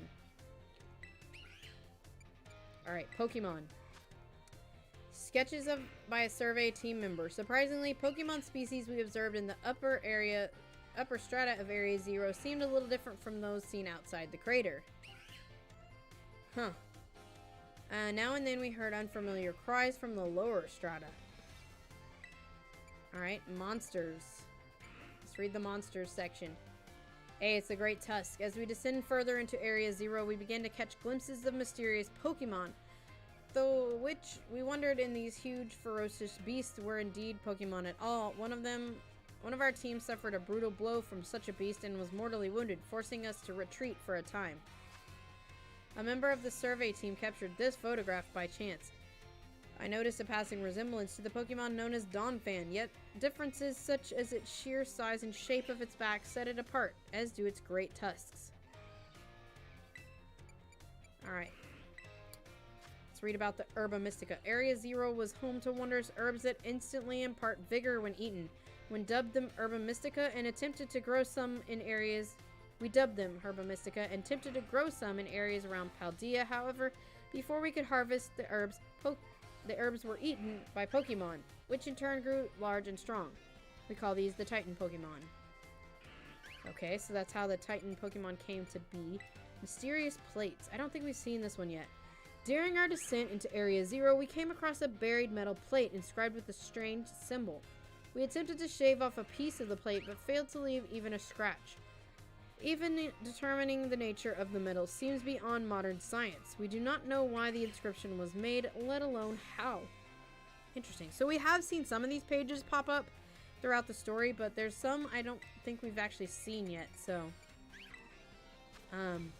Countless days into our descent, we reached the very depths of the Great Crater. There we found a cave with formations of gemstone, shining blindingly bright as far as we could see. So it kind of looks like what the Terra raid dens look like.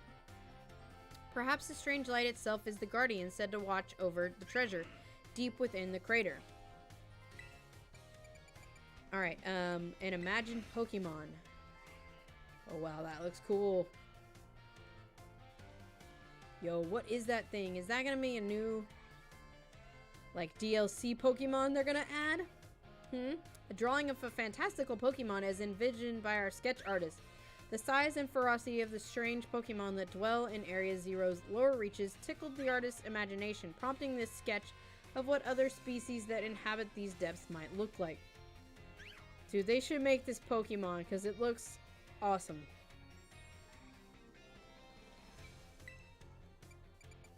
What do you guys think about that? A phantom memory. Let's read that part. Alright, during our exploration of Area Zero's depths, I, Heath, strayed from the team and was later found unconscious. Ooh, okay. When awoken, I could only recall speaking with someone in an unfamiliar place, as if in a dream. I was found holding the pages shown here. The handwriting is my own, but I have no memory of writing this. I don't even think I can read that other page. There's like some drawings and like some equations, it looks like. See, he was definitely trying to figure something out. Alright, generous sponsor. Hey, about the author, Heath, pictured with the director of Naranja Academy. Oh, so that was a director at one point. The Academy's generous funding made Area Zero expedition possible, and the data gathered has been shared with the Academy in hopes it will aid the institution's research work and foster future generations of scholars and scientists. Alright, I'll ask... Okay, about the author, Heath. That's Heath right there, okay. Author of the Scarlet book, shown here with his partner Cyclazar. A natural historian as well as a writer, he's chosen for the Area Zero expedition and penned this account upon returning from the great crater of Paldea. Cyclazar aided the expedition as well by bearing the team's luggage and equipment. Alright, and the last section is... I don't know, there's some words missing. A something Pokemon? While separated from the research team in the crater's depths, I found a strange entity. Whether it was a Pokemon or even alive at all, I know not. It bore a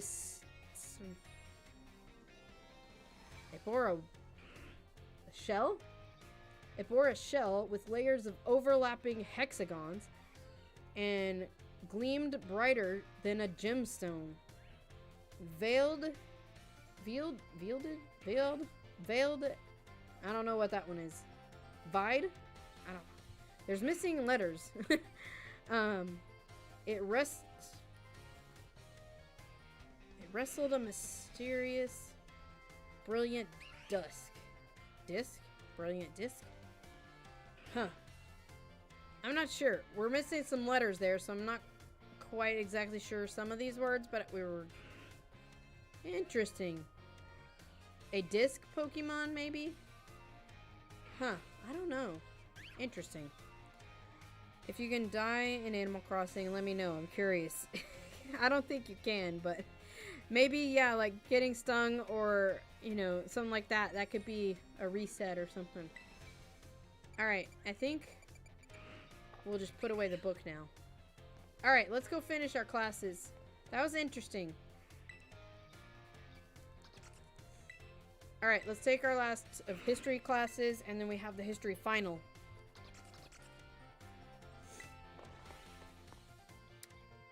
Yeah, bitten by tarantulas or scorpions, or even the wasp, when the wasps attack you.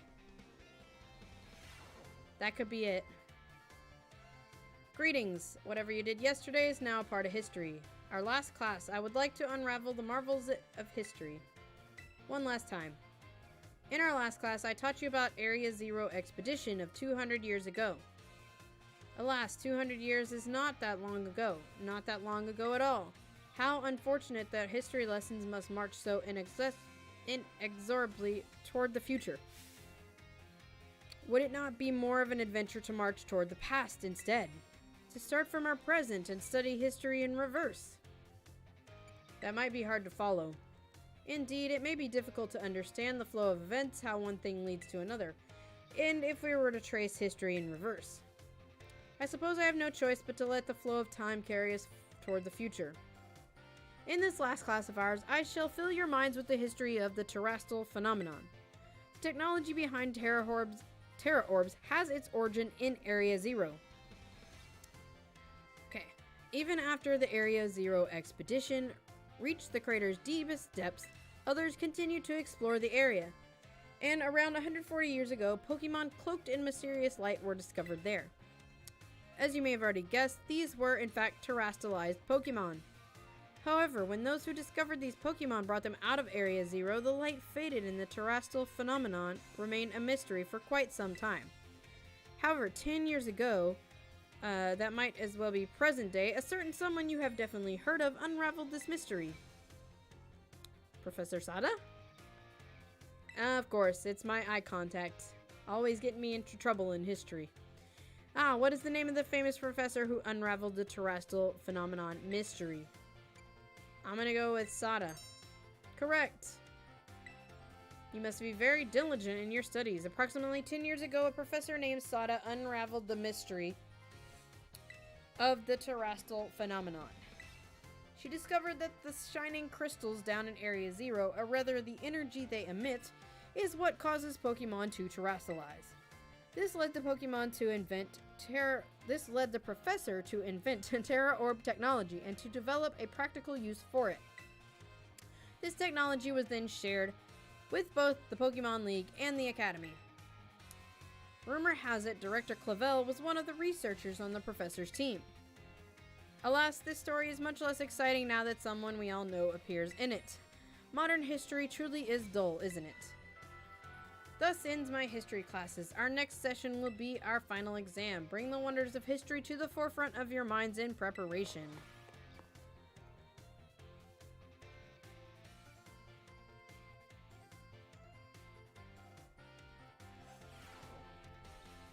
Alright, final exam time. History final, let's go. Alright, here we go. Let's see if we can get these right. What can we remember about our history?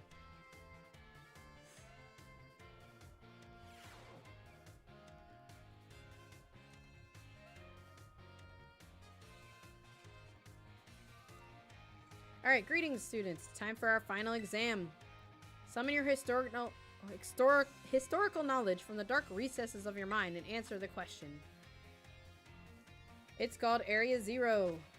How many years ago was the Academy founded? 805. Which of these did not appear in a Paldean fairy tale about four treasures, a folding fan? Which of the Area Zero expedition member wrote the team's Heath? Okay. How many years ago did Professor Sada invent Terra Orbs? 10. Alright, time is up. Put your writing utensils down. You must excuse that last question. It's too shallow and ridiculous to be on a history test. The director forced me to include it. So ends our final exam. You may ask for your scores at the front desk. Let's go. I think we got them all right. I think we're good.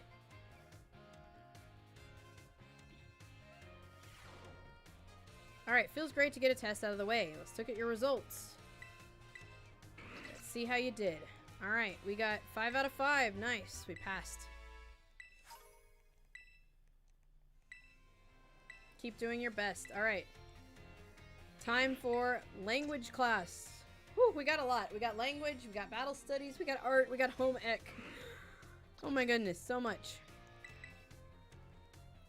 But we're gonna sit here. I'm gonna get it done tonight. I just want it done. So, it may be a late night stream tonight, guys. We're going for a while.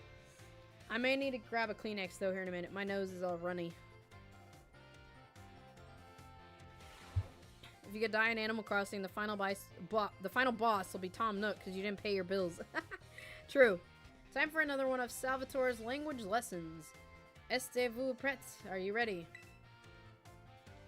Okay. Yeah, let me grab a Kleenex box.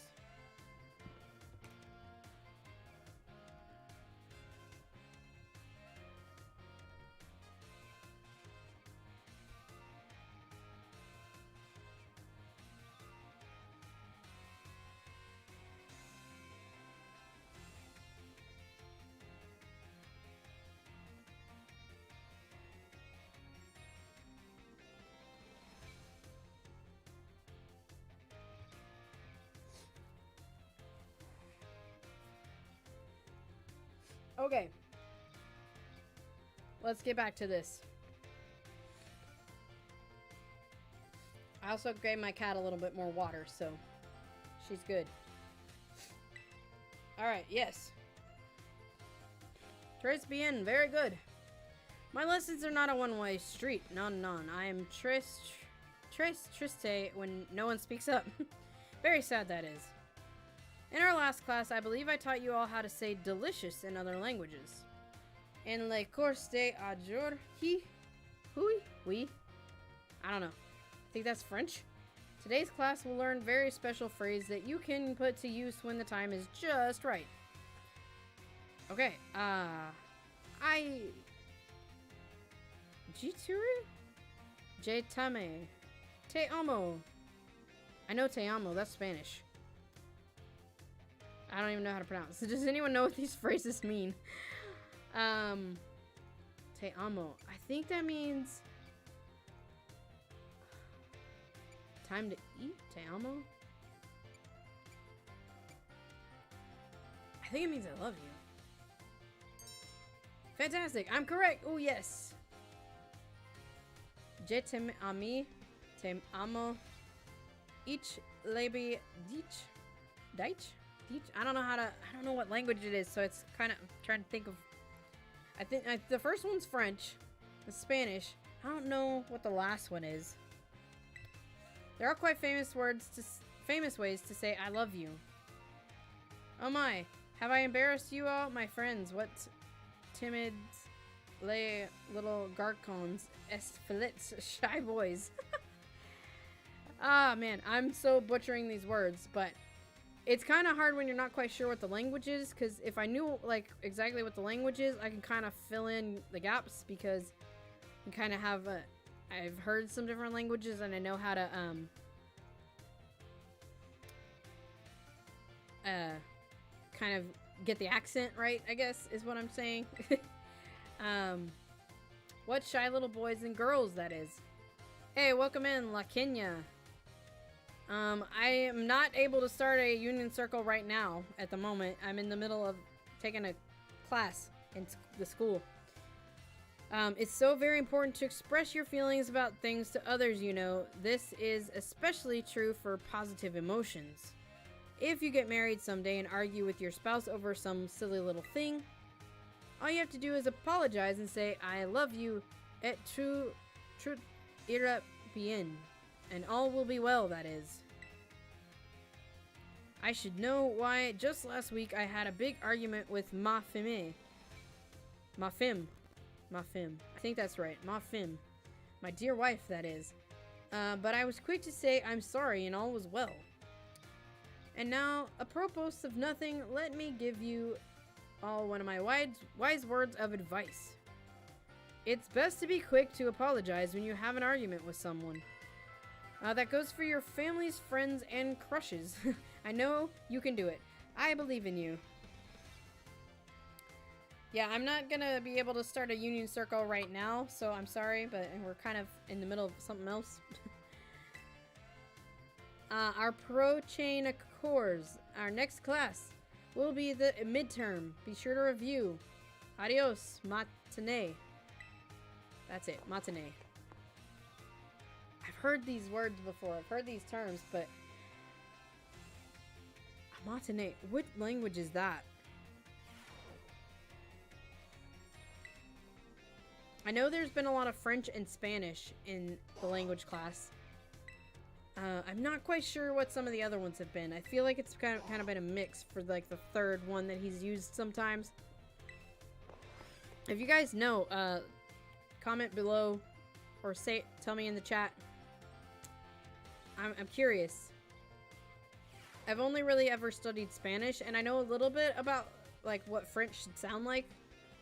For some of the terms. Okay. Aujourd'hui, today, we take our midterm exam. Détendez-vous. Relax, that is, and do your best. Estes-vous prêts? Are you ready? Let's begin. I know I'm not pronouncing that right. Okay. Gracias, arigato, merci. All share the same meaning. They mean thank you. Alright, which of the following means delicious? B. That's a French word, I think. Which of these phrases doesn't belong? Time to eat. because we learned those all mean I love you. So when speaking with a person, what is the first step to smooth communication? Compliment. What's your beloved teacher's name? Salvatore. Sist fini. Time's up. Post vas stylus. Put down your pins, that is. I hope that was easy enough for you, especially the last question. I'm sure you all did great. Bravo, my friends. This and the math class have been the most difficult so far. Mostly just because I'm trying to, like, correctly pronounce these words, and I don't really always fully know the correct pronunciation, so I'm trying my best. It feels great to get a test out of the way, doesn't it? Let's take a look at your results. Alright, you answered 5 out of 5 correctly. Mr. Salvatore asked us to give this reward. Alright, nice. I really want to stick with what I'm doing. I'm sorry, but I'm not, like, I'm not even at a Pokemon Center. I gotta finish these classes. Look, we got all this to do. That's really my main goal tonight. I would love to help you out, but I can't do that right now.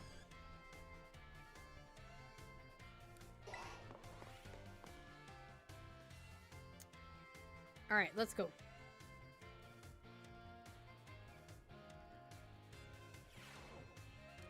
How did you like midterm exam? You all did really great. You're halfway there. Now time for another lesson. Estevus pre... Esteve... I don't know. It means are you ready? Let's say yes. I think we means ready too. Trace Bonnet response. Great answer. Merci, my friends. I knew you could count on you stars. Alright, leading up to the midterm, we all learned all sorts of words from different regions.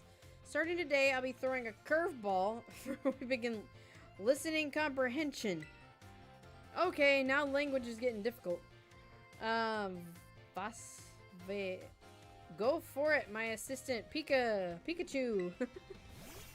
Hey, he's got Pikachu.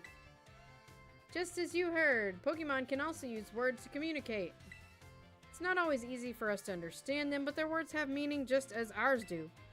Pokemon can use language to share all kinds of information with each other, like the location of food or where there may be predators nearby. The same Pokemon cries may sound different depending on what it wants to say. I'm sure you're all curious, so aujourd'hui, today that is, let's learn some Pokemon language.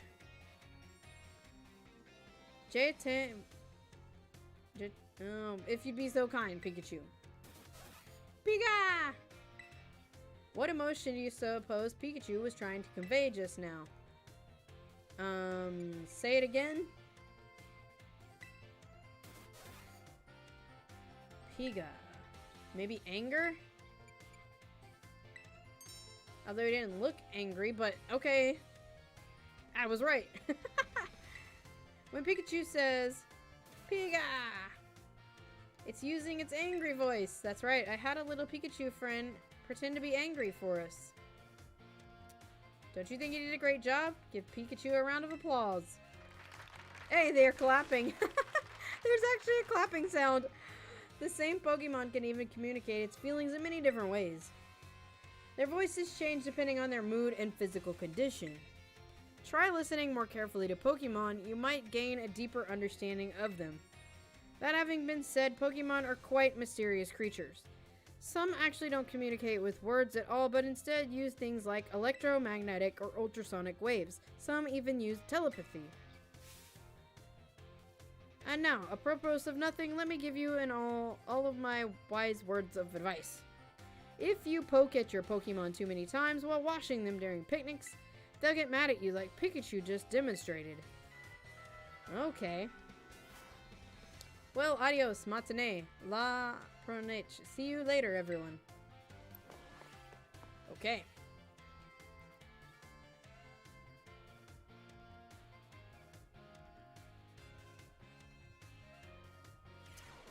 Let's go. Let's get this done. Okay, what do we got left?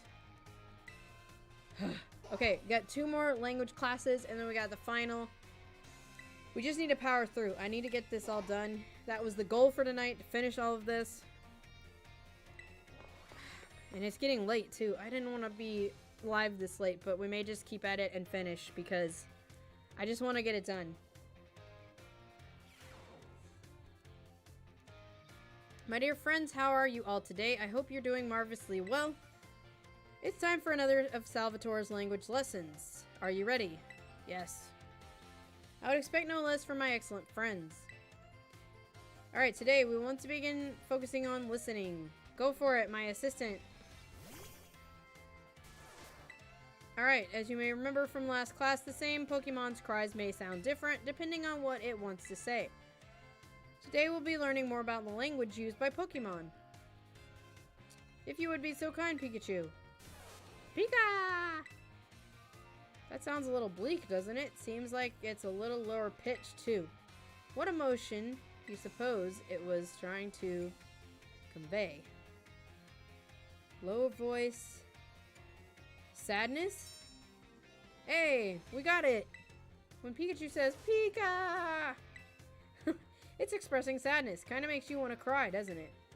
That's right, I had my Pikachu cry as if it was crying. Oh, man. Funny joke, right? Sure. I'm all stuffed up in my nose. I'm so over this. I think I got like a little cold like last week or like a week before Christmas, and I've just been like congested ever since. Now, apropos of nothing, let me give you all of my wise words of advice. If you hear your Pokemon making sad noises like this one, you should treat them with even more kindness than usual. Well, you probably already knew that. A piece of cake for you all, I'm sure. Of course, this goes for your classmates and others as well. Friends should support each other in times of sadness. I truly hope you can all have smiles on your faces all the time. Alright, our approaching course. Next lesson, that is, will be our final lesson. Hope you're ready for the climactic finale.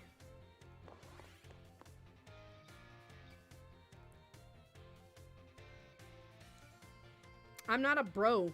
Thanks. Okay, you know what? I don't have to help you. That sounds mean, but like if someone was in the middle of a shiny hunt, they're not just gonna stop what they're doing because you want them to. Like, they're gonna focus on what they wanted to do. I want to get this done. Sorry.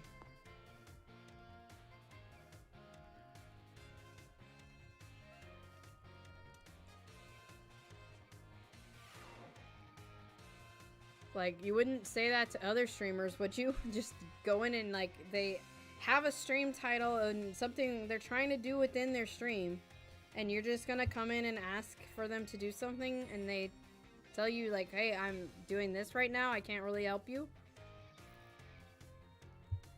Like, that's kind of rude. How are you all today? Like, if I was shiny hunting, I probably wouldn't stop shiny hunting. Because I'm gonna be looking out for the shiny and making sure I don't miss it. It's time for the last of Salvatore's language lessons. Are you ready? What response? Fantastic. Great answer, that is. Perfect for our class together. I love it. We will once again be having a listening lesson. I mean, I will have times where I'm gonna open up my game for Union Circle and co-op play, but this is not one of those times, so you guys just gotta respect that. You should respect it to any streamer that's playing this game. Like, that's kind of rude to just expect me to drop everything that I'm doing to help you out. I'm not trying to be rude to you back, but it's, I mean, you know. You asked, I said, I'm not really going to be doing that right now, and you got rude with me. Let's get right to it, my little Pikachu friend. Our last listening class. Tell everyone how you're feeling right now. Cha! What is that? Does that sound exciting? That one's a contagious voice. I'm guessing this is happiness. I'm so happy you got it. Yeah. When Pikachu says cha, it's expressing happiness. Doesn't it make you just want to break out into a happy dance? And I didn't have to ask Pikachu to put on an act today. Oh no, I simply asked it to show you all how it felt about getting to have class with you. Alright, getting to meet so many new friends and study together in this class with you. It's made both me and my little Pikachu so very happy. And now, apropos of nothing, okay, last words of advice. As you live your lives, I'm sure you will all have times when you get mad or sad, maybe even more than you would like. Everything has its ups and downs. Life is a veritable roller coaster. Okay, cool. But a la fin. In the end, that is, there's surely happiness waiting for you. So, keep a smile on your face even in the hardest of times. These are kind of nice words to have. Cha, Pikachu agrees. When you're faced with a problem you can't handle alone, find someone to rely on.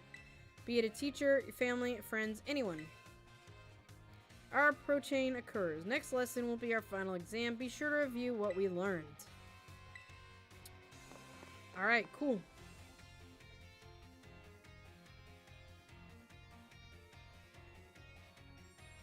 Alright, let's knock out this final exam and we'll continue on.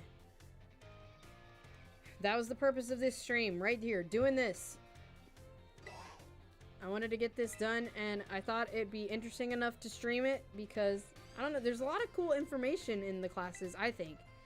So I decided I wanted to make it part of my streaming content for this game. So here we are. We're gonna knock all these out and be done with this and move on with the rest of the game.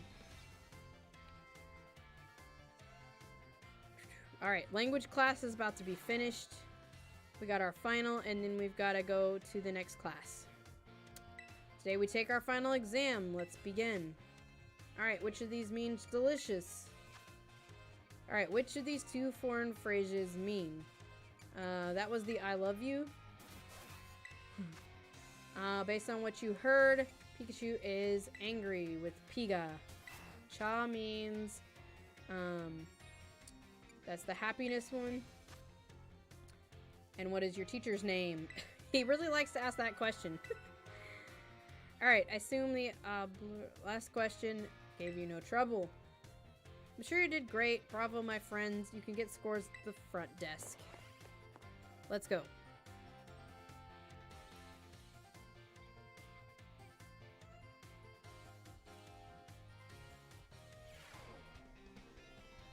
Feels great to get a test out of the way, doesn't it? Take a look at your results. You must get 3 questions correct to pass the midterm exam and 4 questions correct. Okay, I don't need to read all that. We know. I'm so used to reading everything from the classes. Alright, we passed. Nice. Okay, we're about to finish our next class. I'm in a flow here. I'm gonna keep going. Class, okay. Let's go. We got battle studies, right? And then we got art and home ec. Alright, so yeah, we're in battle class. Another day, another round of battle study. Let's get right to it. Last time we learned about Terra raid battles. Did any of you have a chance to try them out? Terra Pokemon are super strong. The more difficult ones will use even tougher tactic that you'll need to deal with. I'm going to start trying to read a little faster so we can knock this out even quicker. So if you guys want to stay along with me, don't worry. I'm a fast reader. I'm a school teacher after all in real life, so I can do this, right? I'm talking about their Terra Shield. What happens while a Pokemon has its Terra Shield up, you ask? Well, it takes way less damage for one. It has a big effect on morale, too. When trainers sees that shield go up, they feel doomed, like there's no way to win a battle. Here's a question for you. If the Pokemon you're battling puts up its Terra Shield, what should you do? Call your parents. That's an option. Terrastalize and attack it. That's right, you're a regular Terra Raid Battle Master, aren't you, new kid? Regular attacks don't work so well against Pokemon that have their Terra Shield up. Having your Pokemon Terrastalize is an effective method to overcome the issue. A terrestrialized Pokemon will do more damage to shielded Pokemon, especially if it uses moves that match its Terra type. Dealing enough damage to a Pokemon with its Terra Shield up can destroy the shield and break the Pokemon's stance. That means it's important to properly time your terrestrializing in Terra Raid battles. Okay, in conclusion, as they say, fight fire with fire and Terra Pokemon with Terra Pokemon. Be sure to work together with your teammates to smash through your opponent's Terra Shield. Aw man, I was just about to suggest we do hands-on practice to really drive the point home. I guess we're out of time once again. Next class will be midterm. Aim for a perfect score.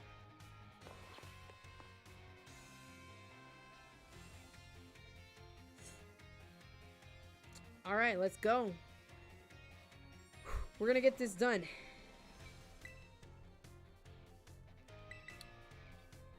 Alright, battle studies, let's go. Class will begin. Alright.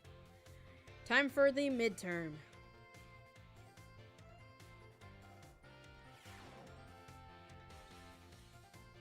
Sorry to all of you who went to the schoolyard first before finding the right room. I guess we can do our test in the classroom at least. It might be hard to write your answers out on the field. True. Alright, time to put your game faces on.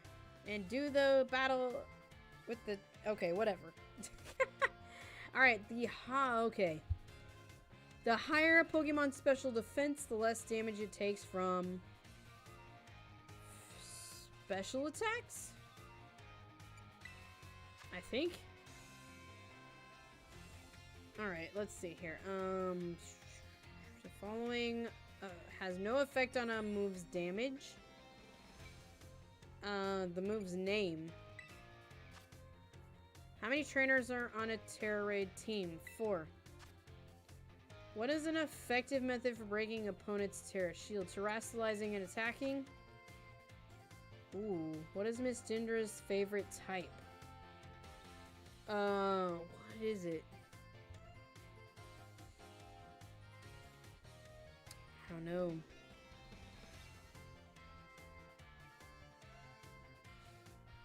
Hey, yo! What's up? Welcome. Her favorite type. I feel like she said fighting. I think that's right. I think for sure we got the other ones right, so... Let's see here.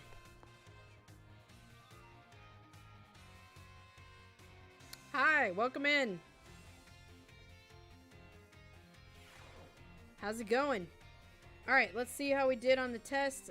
If you guys are just joining in, welcome. We're just trying to power through a bunch of the school stuff and finish the school, and then we've got a few things left to do to get the game completed all the way. So this was just something I wanted to do just out of curiosity, and we also get some really cool rewards. We're getting XP candies, so I mean, I won't say no to that. Alright, so we're knocking out these classes one by one and just going through. We're almost there. Battle studies is almost done. What happens after you finish the school? I'm not quite sure. I think you get I think there's like a little graduation ceremony, and you do get some, we just got some rewards for completing the final exam and the midterm exams. You get some XP candies for it. And yeah, it's just something I wanted to do just to have a complete game file, you know, I guess if you were gonna, people do the 100% completion of a game, this is kind of like what I'm trying to do.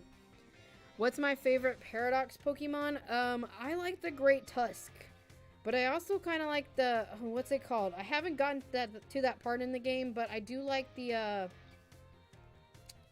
one that's like the mushroom one. I can't remember what its name is, but I've seen a picture of it. I think that one looks really cool too. Alright, another round of battle study. You gave everything you had on midterms. Well done.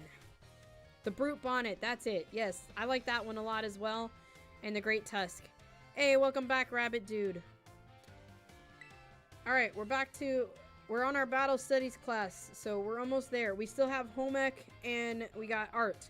So we finished those, and we'll see what happens when you finish all of the school and pass all your exams. Alright, have you been using the R button to send out your Pokemon? If you do, your Pokemon will run off in the direction you're facing. It's a super useful tactic that lets your Pokemon pick up faraway items for you, and that's not all. It's the auto battle feature. If there's wild Pokemon near where you sent your Pokemon, they can start battling each other. We call those auto battles. Just as the name implies, your Pokemon will act on its own during auto battles, meaning you won't have to give it commands. And if your Pokemon wins, it'll get XP points just like it would in regular battle. If you make good use of these battles, they can be a really efficient way to train your party.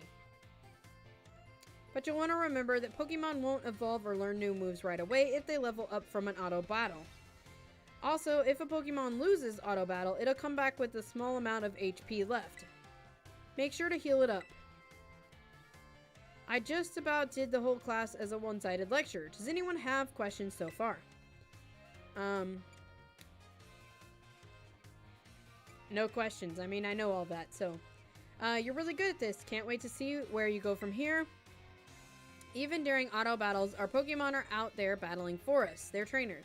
Keep an eye on them as much as possible, and it looks like they're going to lose. Be sure to have them retreat. Also, this goes without saying, Pokemon with low HP are already worn out. They probably won't enjoy auto battles as much, so don't work them too hard, okay? Gotcha. In conclusion, she loves doing that. Auto battles only work if a trainer and their Pokemon have a relationship of mutual trust.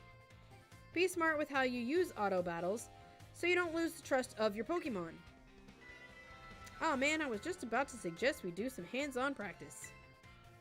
I guess we run out of time as usual. Class is over for now. Take care, you little rascals. These professors are funny. I like the dialogue with them. I'm kind of enjoying it. I hope you guys have been enjoying the school as well. It is a bit tedious, but there's been some fun stuff in it, and I think I've learned some things as well, which is I've enjoyed that part of it. I've learned things about Pokemon that I didn't even really know or understand, and I feel like I have a better understanding now of some stuff. So if you haven't taken all your classes, I would suggest going and doing it. There's a lot of cool information, and it's just kind of fun.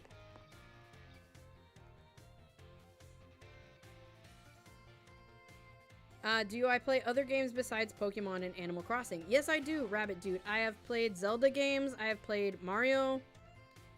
How long is a class? The class is, the classes are about, I think they take about like 2 minutes to go through one class. Alright, I hope you gave auto battles a shot like we talked about last class. It takes about 1 to 2 minutes, probably, just depending on how fast you read through everything and, like, answer the questions. But, yeah, not super long for each one. There's just a lot to do because I forgot to come back here during the game and play through some of them. So, but yeah, Rabbit Dude, I do play other games besides Animal Crossing. I've, actually have a second channel as well. Haven't seen you play Mario or Zelda on stream before. Yeah, it has been a while, but I have played them. I've played Zelda Breath of the Wild back when it first came out. I've played some Mario Odyssey. That was one of my first live streams I did with my Nintendo Switch, was playing Mario Odyssey, Super Mario Odyssey. I played through all of Paper Mario. What is the name of that one? The Paper Mario that came out on Switch. Origami King or something like that. Yeah. I played that one. So they are there on the channel, but I just haven't played them recently because we've been doing a lot of Pokemon, but I will bring some of those back to the channel. We've got the sequel to Breath of the Wild coming out later this, I guess, next year. And, you know, so I will be playing that. I have also played games like Spider-Man, the Spider-Man PS4 game. I played the Uncharted game series. I played that. Right here it is on my PS4. I played a bunch of different things, really. I am moving some of my content over to my second channel, so if you guys want to see different games, check out my second channel. It's called Mego's Arcade. I'll put it in the chat. It's going to be more like variety gaming. and a lot of different things that I want to play on there. I'm going to keep this channel mostly Pokemon and Nintendo themed. So like the Pokemon, the Zelda, the Mario, I've played Splatoon 2 in the past. I'm going to be bringing some of those things back to this channel and playing it here on this one. But if you want to see other games like Hogwarts Legacy, Spider-Man, Star Wars games, God of War, other PS4 and like Xbox stuff, mostly PlayStation games probably, but that's all going to be on the second channel, Mego's Arcade. So you guys can check that out. Alright, so it's an efficient way to gather Pokemon materials. You need to make TMs at TM machines. Oh, I don't think I put a link in there, but I can. God of War is fire. Yeah, God of War looks really cool, and I really like the mythology behind it. It's interesting to me, so I wanted to play it. I'll grab you guys a link for my second channel. Let's just hang on a second. I'll put that in the chat. Here's the actual link to the second channel. If you guys want to join me over there, I'm going to be live streaming there a couple times a week in the new year. Playing some games like Sonic Frontiers is what I'm going to start out with, because I've been playing that and I want to finish it up. We're going to play more of the Uncharted series over there. So if you guys like treasure hunting, I've never played these before. It's my first time playing through all 4 games. I played the first 2, so I'm going to be uploading the second one very soon. And then the third one I'll be starting, and then the 4th one. So we're going to play through all of the Uncharted series over there. Hogwarts Legacy, if you guys are Harry Potter fans, we're going to be playing that game over on that second channel. And this channel is going to have like all the Pokemon content a few times a week. So I think that way I can keep it kind of consistent. Yeah, it's kind of a newer channel, Rabbit Dude. The second channel is, I've had it for a little bit, but I haven't really known what I wanted to do with it. So it's not got a lot on there right now, that second channel, but it will. I've got plans for it in moving into 2023 as we go forward. So there will be more content coming on there. Trust me. Alright, you need LP.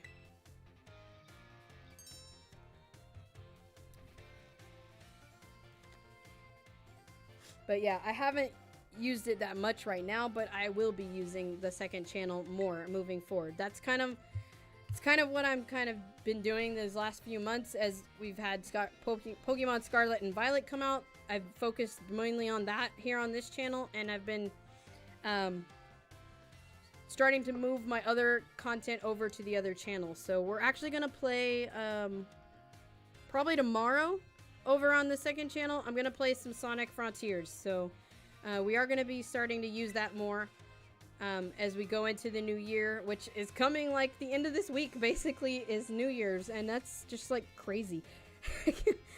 Like, it's almost 2023, guys. It's coming.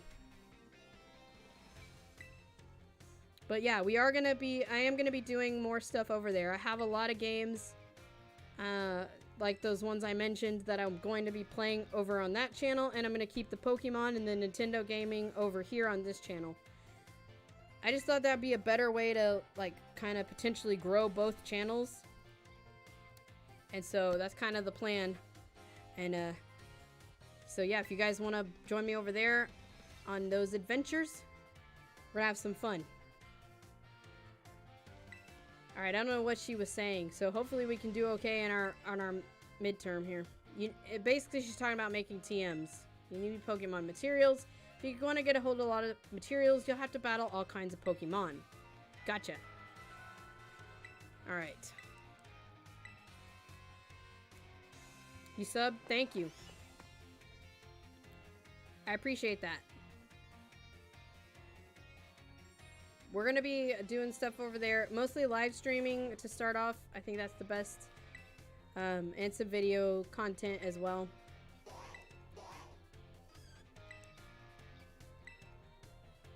Like, I've already got content to go up there for like the next few weeks. And then I'll be doing, like I said, a couple times a week live streaming. I can't what I would love to do when I have the time is potentially live stream once on this channel and once on the other channel each day, but I can't keep that up long term because I do teach elementary school full time.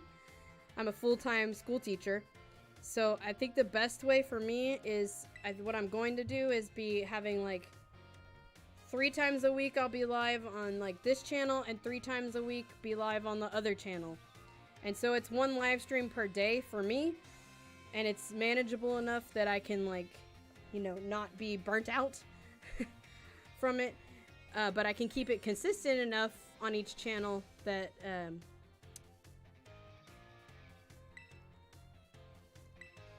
that it'll be, you know, easy for people to follow and stick with the content and the games that I'm doing. Alright, but we can always aim for even greater heights. That's what I'm doing right now, aiming high with 2 channels. Alright, so today I'm going to teach you about the rules of link battles. When 2 trainers participate in a link battle, they can engage in either single battles or double battles. If you're playing a group of 4, you can all battle each other in multi-battles. Actually, Rabbit Dude, Dark Souls is on my list. I'm gonna give it a try. I can't make any promises, but it's on my list of games to play over there. So, we might not finish that one. I don't know if I'm gonna be good at it, but I want to give it a try. So that's a potential game for that channel for sure. Yeah, it's on my list. I want to try it out. That and Elden Ring is another big one I want to try out over there. Alright, you can use whatever number of Pokemon you like, and they can be any level. In Link battles, there's special rules to keep in mind. Some of these rules involve adjusting Pokemon levels. Now, the no restrictions rule lets out all Pokemon stay at their current level.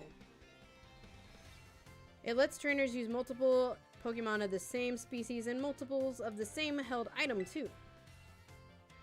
If you choose normal rules, all Pokemon will be set to level 50 for your battles, regardless of what level they actually are. This includes lower level Pokemon. They get a power boost to participate. Okay, normal rules can let you use multiples of the same Pokemon species and the same held items too. The great part about this rule set is it lets any of your Pokemon participate. All they have to do is learn good moves. Alright, cool. Alright, back to the chat. Yeah, that would be interesting. Yeah, like, so that's kind of what I'm thinking is, like, because there's some games I want to play that don't really quite fit into, like, the same viewers that might be watching Pokemon may not be wanting to watch the kind of more adult type games like Elden Ring and Dark Souls and God of War. They seem like more adult to me. So I kind of wanted to maybe separate those, and I thought that would be better for, like, especially for, like, growing this channel if it mostly just had Pokemon or some other, like, Nintendo content that kind of fit well with the Pokemon theme. Does that make sense? So, I've heard Elden Ring is easier than Dark Souls because it's open world. Oh, I guess you can kind of go at your own pace more, and Dark Souls kind of has a path you follow, I think, is what it kind of is. I actually tried it a little bit on my own. I didn't get very far in Dark Souls, but I do want to, like, attempt to stream it and see what happens. So yeah, I would definitely want to play that over there as well. Alright, last rule set, called Flat Rules, affects Pokemon over level 50. Such Pokemon will be set to level 50 for the duration of battle. Flat Rule set is one often used for official tournaments. The rules set does not allow trainers to use multiple Pokemon of the same species or multiples of same held item. Okay, interesting. Alright, here's a question. Which rule set would you pick if you want to use lower level Pokemon and keep its level low? Normal? Got you there. Normal rules adjust all, so even lower level ones. Oh, so maybe you would have to use the flat rules? Huh? If you got clever strategy that you need to use level 5 Pokemon for, your best bet is to choose the flat rules. Okay, so yeah, you use the flat rules set. Okay. There's a lot about Pokemon battling I am learning. Of course, you can also choose no restrictions if you want to battle with any Pokemon you want. At any level with any held item, so you can choose no restrictions. Okay, that's a pretty good rule set when you want to battle freely with friends. Gotcha. In conclusion, normal rules adjust all Pokemon to level 50. Flat rules lets you use lower level Pokemon at actual levels. And I hope you'll use these tips to have exciting battles. A streamer I know calls Dark Souls hardcore Zelda because it's more boss fights than puzzles. Oh yeah, that could make sense. I could see somebody like kind of relating it to Zelda in that way. I was just about to suggest we do some hands-on practice to really drive the point home. I guess we truly are out of time. Next class will be our final exam. Aim for a perfect score. And like one of my goals, I may not finish it in time for like actual New Year's, but in the next week or two, one of my main goals is to kind of make a little channel trailer for both this channel and my other channels so that people can like kind of have an idea of what is going to be happening on those channels in the year 2023. So I'm still kind of thinking through what I want to like talk about and what I want to include in those kind of channel trailers, but I think that will be really helpful just to kind of tell people what my channel is about and what kind of games they can expect to see on each of the two channels. Do you play Monster Hunter? No, but I am interested in trying that one. Alright, let's take our Battle Studies final. Yeah, I'm definitely interested in some of these games.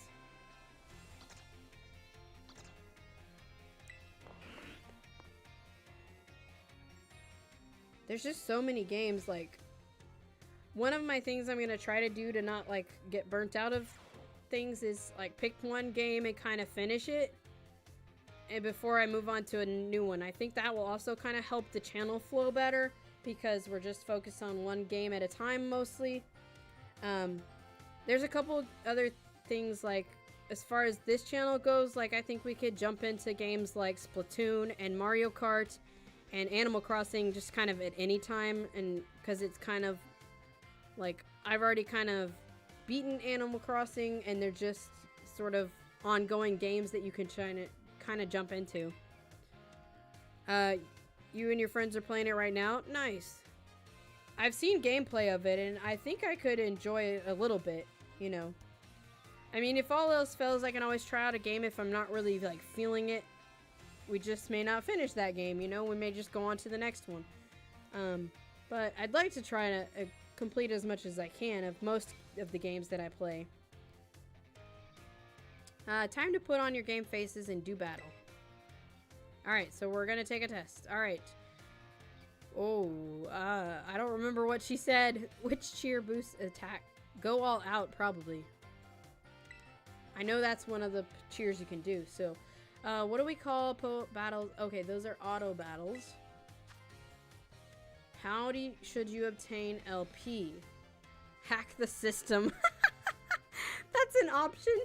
Oh my gosh. Exchange materials or take on gems?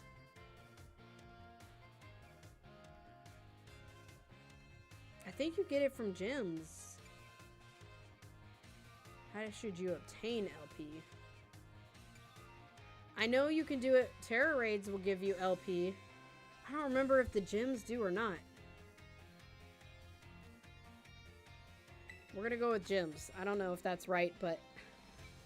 You've beaten Monster Hunter Iceborne and it's fun.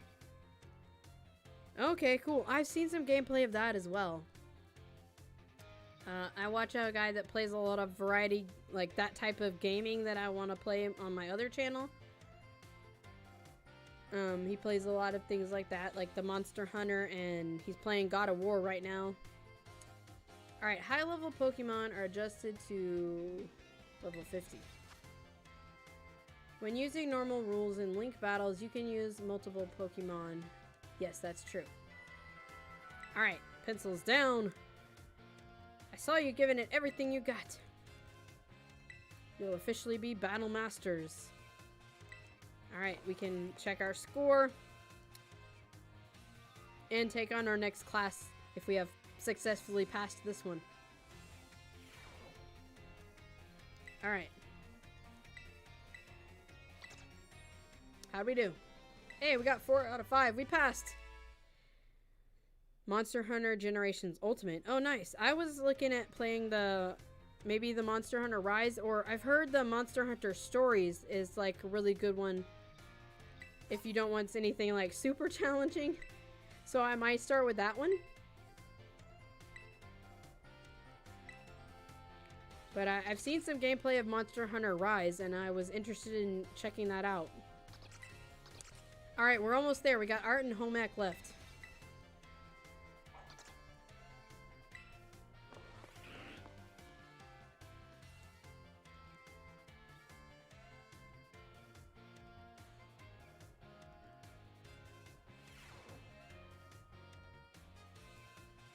Alright, hello class. It is I, Hassel, yet again. Monster Hunter Stories is like Pokemon. Yeah, so that one might be a fun one, maybe that potentially could be played here on this channel. It kind of fits in more with the Pokemon world.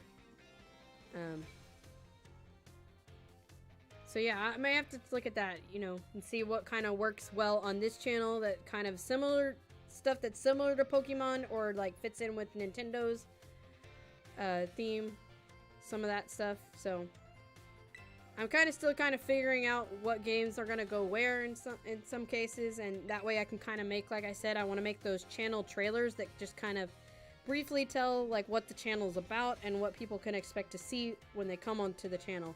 I think that's a good way to like help grow the channel as we move into the new year. So I'm trying to figure that out and what I want those trailers to look like. So my goal is to get those done within the next few weeks before I go back to work, because I'm on my winter break from teaching. I actually teach kindergarten. You guys have probably heard me talk about that before, but anyway. That's what I do when I'm not on YouTube sometimes. Alright, so I have decided today we will take a look at how Pokemon can terrestrialize. He's got his Geibel back. Of course, here's Professor Geibel to help us. Ah, Professor Geibel, if you would be so kind as to terrestrialize. Let's go. Now, what do we have here? Last class we saw grass type terrestrializing. This time we have ice type. Something of a different shape. A Terra Jewel resembling a snowflake. It's stunning to behold. It's a little chilly to stand so close. What Terra type? It's ice. Full marks for you. The reason there's a snowflake shining above Professor Geibel's head is simple. It is now an ice type. Because Professor Geibel is currently the ice type moves would not be very effective against it. Keep in mind, usually they would deal quadruple. Oh, this is interesting. I didn't really think about this. Your Terra type can also actually kind of protect you from some damage. Interesting. Okay, cool. Hey, thanks for joining the Discord. I check it like every day, at least once a day. And so if you guys are wanting to chat with me in there, I'm gonna be in there, and if I don't, you know, if you don't get a response right away, I will respond to you either that day or the next day whenever I see your message. But I'm in there like once a day, every day, at least I'm checking it. Sometimes more than that, just since I am a school teacher, I don't always get to check it all during the day, but I check it when I get home, so. There's a lot of cool stuff going on in the Discord, so hope you enjoy it. Alright, now here's some trivia about snowflakes. While snowflakes come in many different shapes and sizes, most are classified as hexagons. Interesting. Just think of it, snowflakes fall from the sky, taking similar shapes without anyone saying they must. But yeah, I'm in there every day. We got some people in and out of the Discord sometimes, but I'm trying to, you know, be there if you guys want to chat or ask me stuff. So glad to have you.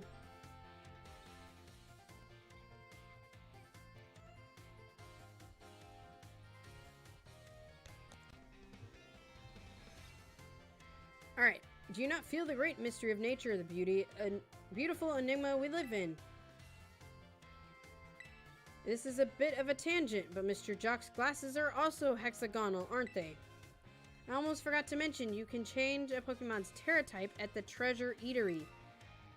Okay, I was wondering about this. I knew you could change their Terra type, but now I know where to go. Treasure Eatery. Okay, good. See, you learn stuff in school, you know? Though I must say the cook there is a little prickly. If you need to get on her good side if you want to help her. Okay, so we'll have to make friends with the cook, and then we'll be able to change Terra types if we need to. Come prepared for next class. It's your midterm exam. Thank you for today, Professor Geibel.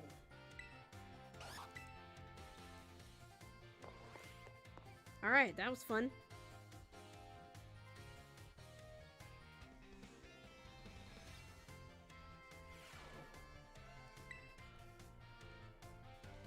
Alright, good evening, Miss Mego. What class would you like to take? Art midterm, let's go. It must still be nighttime because the Gengar is still hanging out.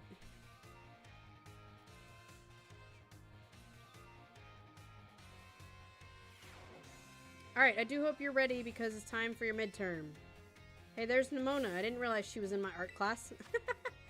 Alright, what's the name of the gemstone that glows? A Terra Jewel. When the answer to the question 1 is in the shape of flowers, what does it represent? The grass type. Flowers is grass type. Okay, what? He said hexagon shape. Where's the eatery? It's in Medali. What makes something beautiful? There's no correct answer? I'm gonna say Eye of the Beholder. Time's up. That's it for today's test. Pencils down. I would rather not have students worry about passing or failing art class, but tests are tests after all. Anyway, good work. Check your results at the front desk. Alright, let's go. We're almost there. Thank you guys for hanging in here with me. This was kind of fun. I did enjoy it. It was just kind of chill. I know it was a lot, but I feel like it was still fun.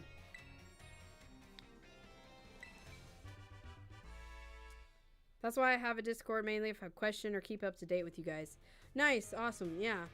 Like, it's had some times where it's been a little more active, and just lately it hasn't been as active. But like I said, I do check it every day, so if you want to chat, yeah, definitely. We do have some really cool stuff in there. Let's see. I was looking at it a minute ago. I've got like my alerts in there, so everybody who's in the Discord can see when I post new videos for both channels. There's like a poetry, so if you guys are into poetry or writing and you want to share some of your own writing or a favorite poem that you've read, there's like a poetry share in the Discord. There's a place for pet photos and photography, because those are some of my interests that I wanted to see if you guys shared with me. There's like a place to share kind of music. Please don't post all the lyrics over and over again like some friends have been doing, but that's okay. There's a place if you want to talk Marvel superheroes, another one of my interests. There's we do movie nights. I haven't done movie nights in a little while. I had some issues a while back with my internet, so I haven't really gotten back into it. And then I was gonna do some for the holidays, and holidays just got like super busy, and I just didn't get a chance to do it. But we do have movie nights in there occasionally. I'm gonna try to go back to like once a month. So if you want to come and hang out on a movie night, I'm gonna like show a movie in the Discord and we'll watch it together. There's a bunch of stuff for like if you want to exchange friend codes or do like trades and raids with people in the Discord. So there's a lot of cool stuff there. We're just not using a bunch of it right now. So, but it is there. Alright. And like if you need help with the trade or raid, message me there and I'll try to help you out whenever I am able to. As a reward for all your hard work, we have a special guest visiting. Brassy, please come in. Brassy is the grass gym leader, right?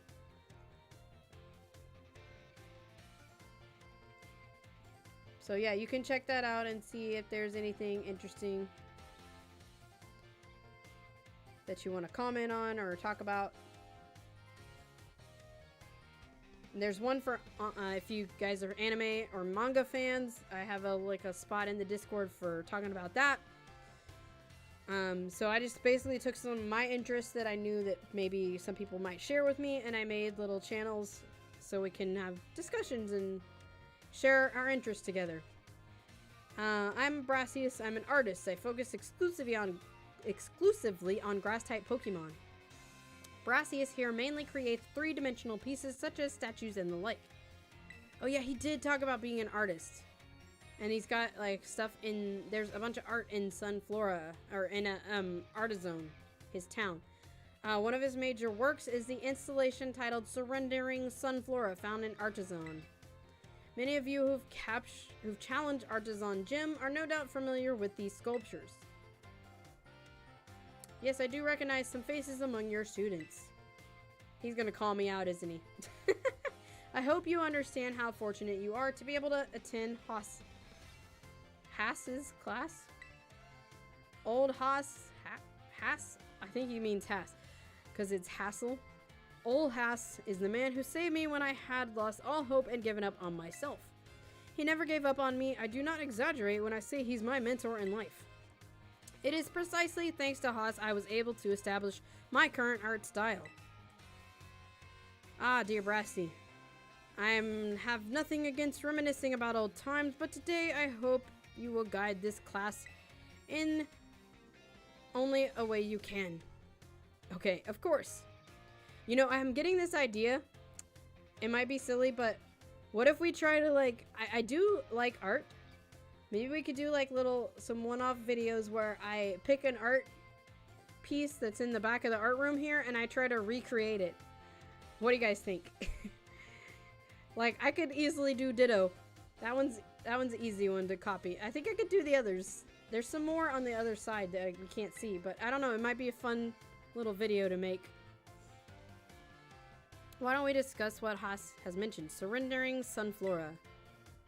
Can anyone here tell me what my mood was when I crafted its detached expression? A sad mood if it's detached. I'm gonna go with sad. Oh, nope, I was wrong. Completely and utterly wrong. Oh boy. When I made the sculpture, I'd surrendered all hope. I was prepared to give up everything. I'd resolved to give up my life as an artist.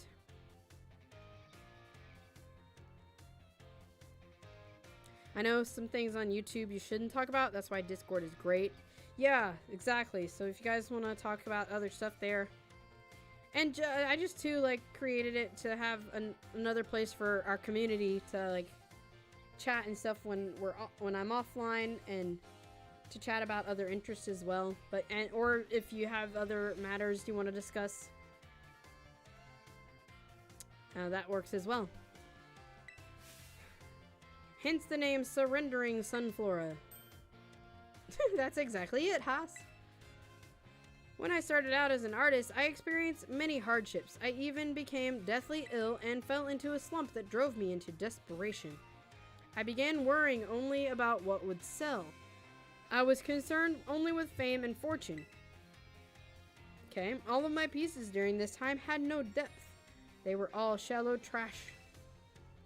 It was then that I met Haas. He helped me realize how petty I was being. I'll spare you the details. In the end, I was able to leave all that behind. And that is also when I crafted the Sunflora. Remarkable, even I did not know the full story until now. This kind of thing is hard to tell someone, especially when they're so close to you. Now, I don't doubt that you adolescents will often find your hearts crowded with worries. My advice to you is simple. Be honest with yourself and do whatever your heart desires. Man, this game has gotten a little deep in some moments. Some of the stuff the professors say, advice to the students, it's like good advice, for life in general. So long as you don't cause trouble, that is. That is all from me. I must admit, I'm beginning to feel a bit embarrassed, so I bid you farewell. And farewell to your pupils as well. He's like, okay. Oh, Brassy, I can't believe it. Such a wonderful class. Is he crying again? Thank you so much. That guy cries a lot. It's okay. Let your emotions out, buddy. It's tough being a teacher. I know. There's a lot of stress. It's rewarding but stressful. I'll say that about it. Alright. Art 5, yes. Let's finish art class. Class will begin. I may have to stand up a minute.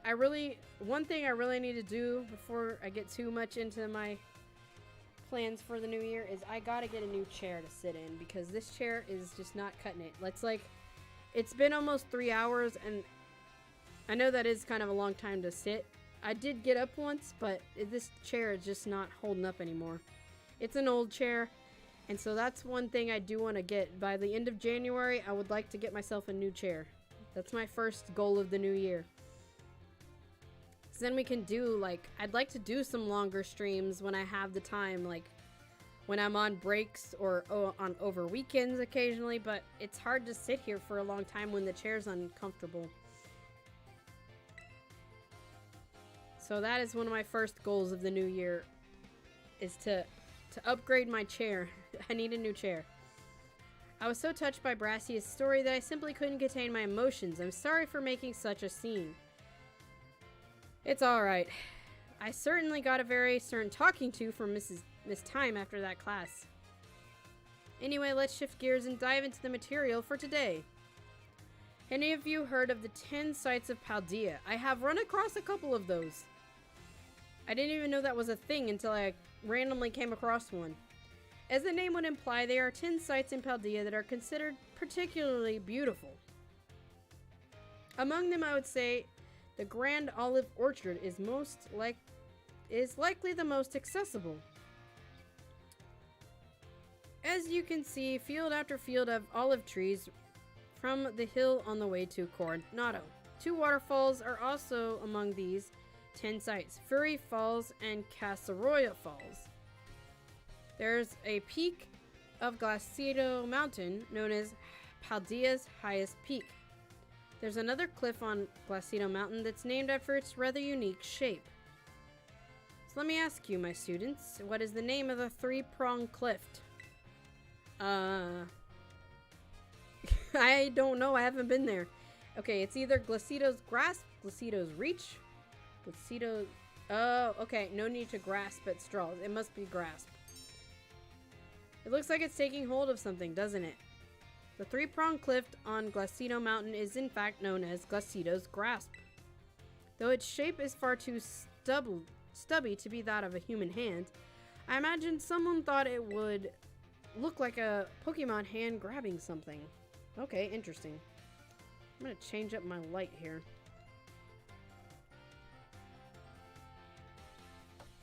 I don't know. I got 3 modes on this light. That one looks the most better. That looks the best. Alright. I imagine someone thought it looked like a Pokemon hand grabbing something.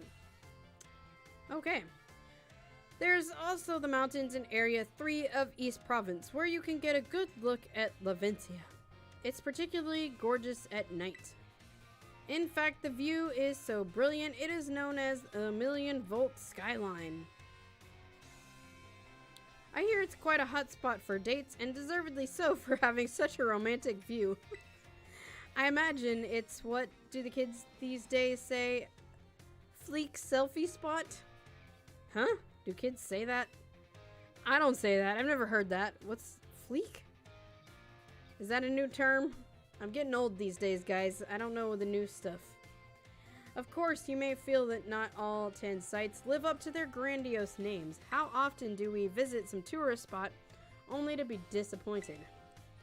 Not to say you shouldn't visit them, only that you should keep your hopes in check. The important thing to do is go yourself and see them with your own 2 eyes. And sometimes a disappointing experience can be worthwhile in its own way. Take a chance. That's it for today. Thank you for your attention. Okay.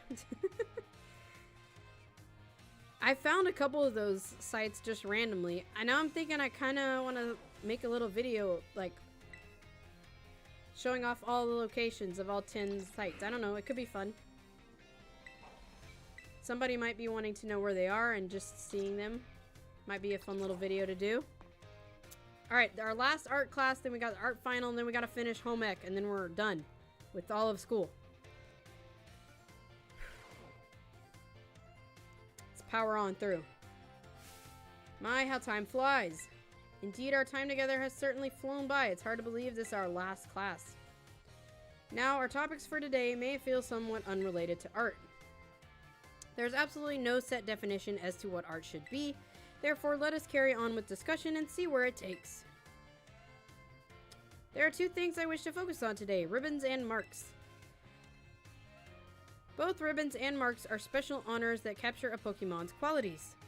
There will be times when your Pokemon gives maximum effort or has noteworthy experience. In recognition of its feats and accomplishment, it can be given a ribbon. To give an example, if you manage to become incredibly close to a Pokemon, it may be granted Best Friend's ribbon. Incidentally, there's a person in Cascafara who can give your Pokemon a Best Friend ribbon. Marks, on the other hand, are mostly found on wild Pokemon when you meet them for the first time. They can symbolize the character of a Pokemon, such as with the Rowdy mark or the Vigor mark. Okay, it's completely up to luck whether you run into a Pokemon with these marks. So if you're able to catch a Pokemon with a mark, rejoice at your outstanding fortune. Does anyone know what special thing you can do with Pokemon that have ribbons or marks? You can change their title? Your knowledge is impressive! The correct answer is Pokemon with ribbons or marks can be given titles. They can be sent into battle displaying a title of your choosing. Oh, cool. You could send out a Guyball with a Best Friends ribbon declaring Guyball the Great Friend. And while I know I just said that marks are generally found already on Pokemon when you meet them, it seems that more recently Pokemon can be awarded certain marks based on efforts. There are marks such as the Gourmand mark, the Item Finder mark, the Partner mark, and so on. Perhaps it might be fun to try to work out how to get each mark using its name as a clue. Okay, that just about wraps up our last class. Next is the final exam. Please review our material closely so that you pass on your first try. Gotcha. Alright, time for finals. And then we just have to finish all of the home ec classes. It's going to be like cooking and sandwiches and stuff. Alright, let's finish art class. Whew.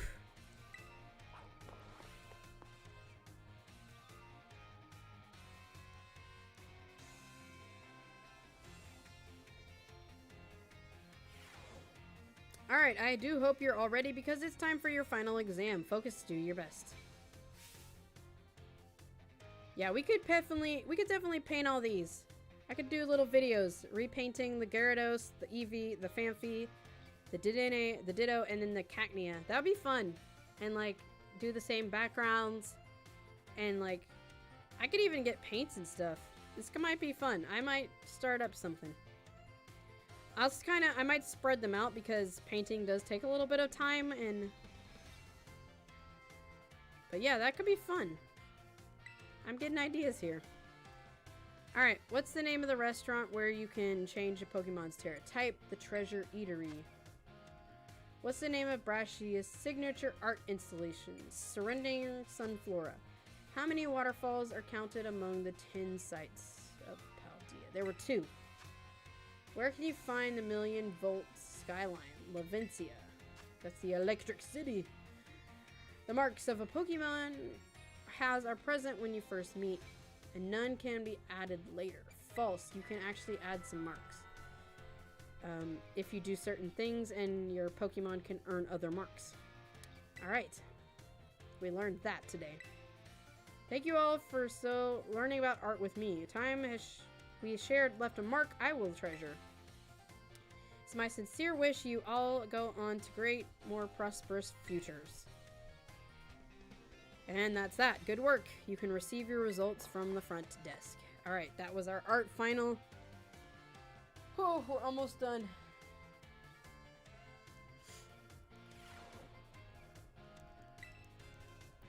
Alright, let's see. Hey, we got all 5 right. Alright. Okay. We're getting a lot of XP candies, because you get XP for both the midterm and the final. Alright, let's take home ec and see what happens after we finish all of these classes. What does that mean? What's next? Is there like a big final exam? Our last class, here we go. We got a few sessions of it, but it's our last one. Alright, in my last class I taught about HP restoration. However, after class I was asked by several about power points, known as PP. When Pokemon loses all of its HP, it faints and can no longer battle. What then happens when a Pokemon loses its PP? It can't use the moves. Correct. Perhaps you know from first-hand experience. When a Pokemon runs out of PP, it can no longer use moves. Or that particular move. However, each move has its own store of PP, so you can mitigate PP loss by using a variety of moves rather than just one move repeatedly. If a Pokemon loses all PP for all moves, it will be able to use Struggle, an action that also damages the Pokemon that uses it. In order to avoid this predicament, PP can be restored at Pokemon Centers along with HP. Items such as Ethers and Max Ethers can also be used to restore PP. Be careful not to confuse potions with Ethers in the heat of battle. Ethers are not sold at shops, so you should use them judiciously if you find them. I didn't realize that was what the Ether did. So if you run out of PP, you can give it an Ether and restore. The stronger the move, the lower maximum PP. Do not waste uses of these moves unless you wish to quickly run out of PP. It is important to find a balance in a Pokemon set of moves. As you can see, HP isn't the only thing you must keep an eye on while adventuring with Pokemon. I hope you'll all take care to ensure your partner Pokemon can perform at their best as you engage in the treasure hunt. Our time together has come to an end for today. Our next meeting will be an examination. Alright, midterms next. We're almost there. We got midterm, they've got a couple class sessions, and then the final. We're there. We're getting close. Alright. I got a headache too, Scott. Psyduck. Don't worry. All this school. But it's been fun. I've even learned some new things. So I've been enjoying doing this. I'm glad I decided to live stream it as well. I think it's fun to have on the channel all the information. The time has come to test how well you've learned in my class. Let's begin before the information simmering in your brains fades. Alright, which is not an effect of a picnic meal? Increasing speed? I think the other things can be affected. Alright, which of the following affects the kind of meal powers received? Fillings and condiments will affect what kind of meal power you get. Alright, which of these berries can restore a Pokemon's HP? I think Oran Berry. Leandro wanted his Pokemon to decide on its own when to use its item in battle, so he gave it an Oran Berry. This will work as he hopes.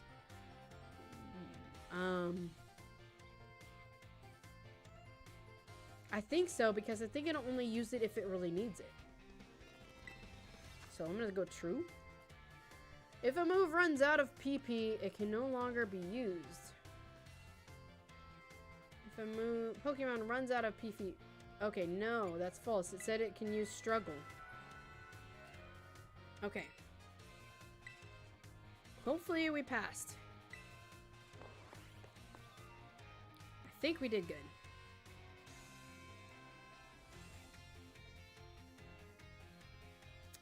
Alright, let's see. Let's see how we did. Home economics. Hey, we got all 5 right. Nice. 5 XP candies. They're small and mediums, but they're gonna add up, so it's not bad to get them. I'll take any free XP candy for doing class. And plus I feel like I've learned some new stuff. And I feel like I can kind of start to understand some things about Pokemon better than I did before. Put away phones. It's time for class. Some of you had to retake the midterm multiple times. I'm glad to say the majority of class passed without issue. I feel honored to see the knowledge and skills indispensable for daily life have taken root in all of you. I trust that you will all work just as hard on your life skills in the second half of our course. Let us now turn our attention to the topic of day, which was inspired by a question I received on the subject of meal powers. The student who asked the question is a young man who enjoys culinary arts. He tells me he regularly researches culinary techniques on his own and pays careful attention to the ingredients he uses. He also spends his day and night studying all aspects of culinary arts. Yet despite this, he's baffled by his inability to increase effectiveness of meal powers.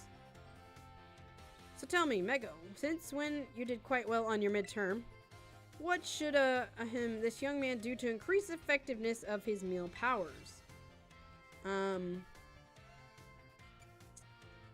Arvin?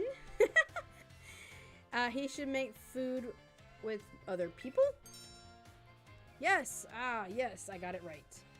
I see you're knowledgeable about culinary arts. To increase effectiveness of meal powers, your sandwiches must be filled with many different ingredients. For a single person, this may prove difficult, but if you prepare a sandwich with others, you'll be able to handle a larger serving of bread. With a larger base to start with, it becomes quite simple to add more ingredients to your sandwich. Oh, yo, we gotta try this when we do some co-op stuff. I've heard this really is good for boosting your shiny odds too, like doing some co-op play and using the meal powers. It makes it possible to receive meal powers of increased effectiveness. This applies more broadly as well. When dealing with a difficult issue, working with others to solve that issue may be the best course of action. I'm sure that Arvin will likewise work with friends to craft his sandwiches in the future. Oh, he's like, oh, I said the name. Oops. The identity of the male student is a matter of privacy. I would ask you do not pry too deeply.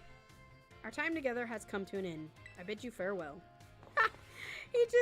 I love his little face, like, oh, I shouldn't have said his name. That was fun. Just the little animations and the character expressions are kind of fun, too. Alright, let's take home ec 5, and then we got session 6, and then final. We're almost there. We can do it.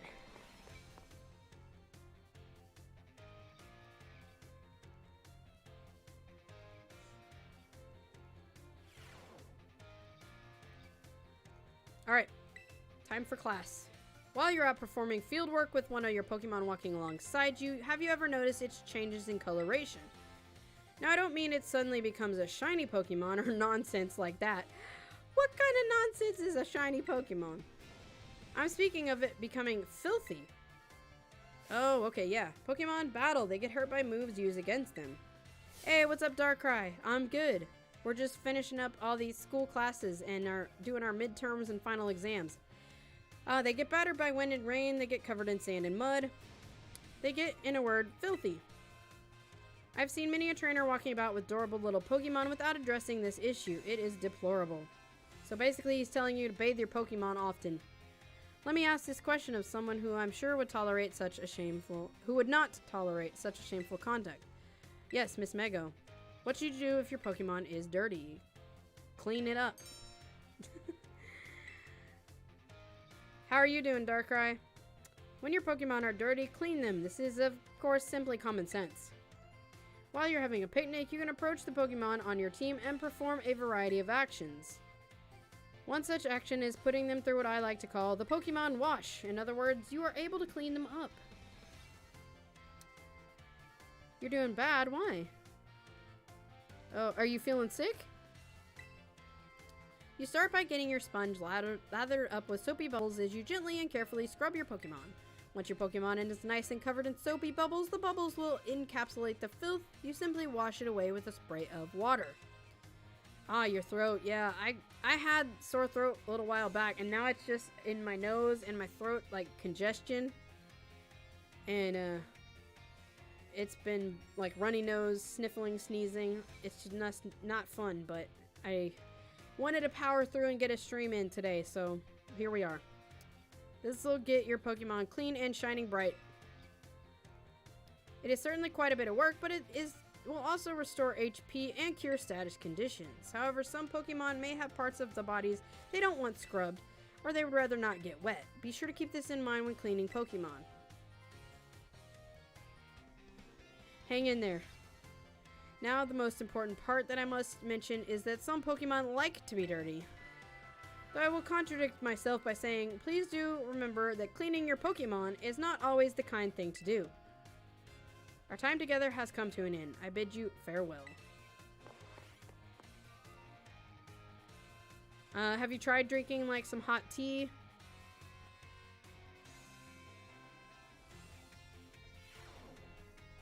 That could help. I also like Gatorade for when my throat feels bad, or a Gatorade-like drink that's like, it's like not quite water, but it has like a little bit of a flavor to it, but it tastes and feels good on your throat.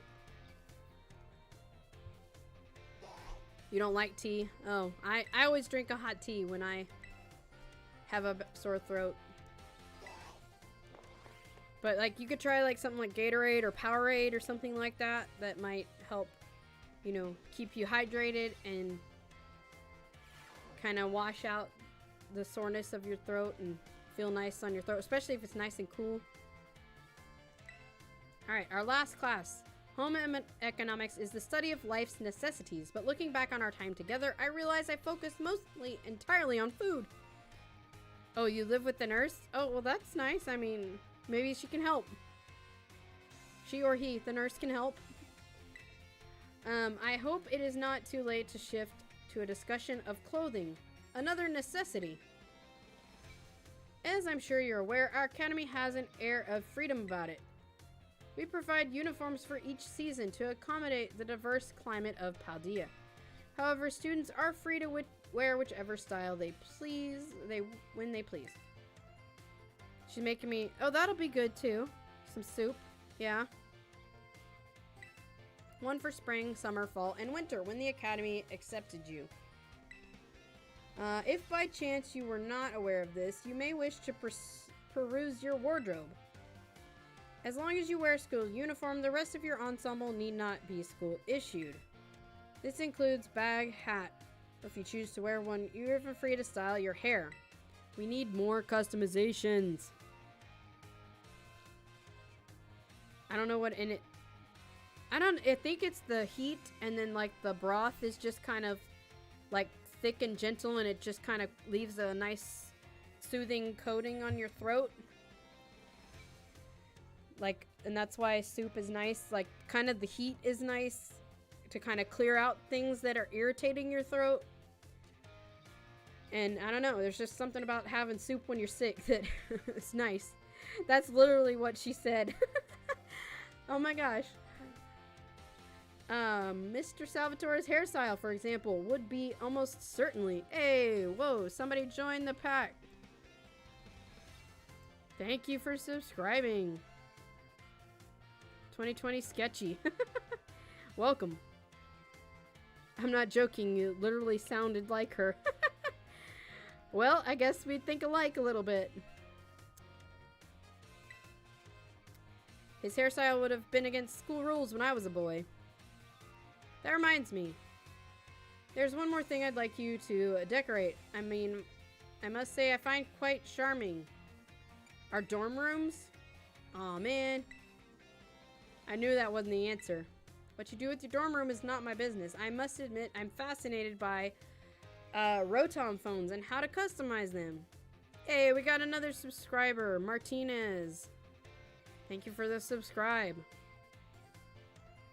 I'm fascinated by Rotom phones and how to customize them. What's that? How very intriguing.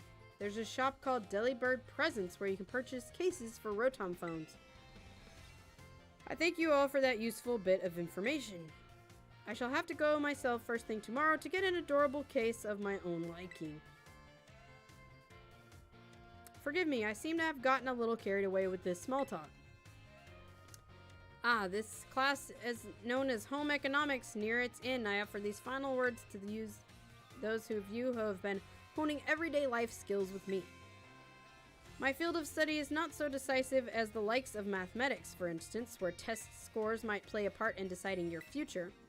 However, as you go on to cook for yourselves, to take care of your Pokemon, to decide what to wear in the morning when you wake, I would be honored if what I have taught you serves to smoothen out and enrich your lives, even if only a little. The sentiment was imparted to me by Mr. Hassel and his particular outlook on such matters. Thank you all from the bottom of my heart for seeing this class through to the end. Our time together has come to a close. Do your best to prepare for our final exam. Alright, we're almost there. Hey, we got another subscriber. Yo, what's going on? Thank you guys. And Andre Marquez. Thanks for the subscribe. Alright. Final exam. Last one. Here we go. Home Ec final.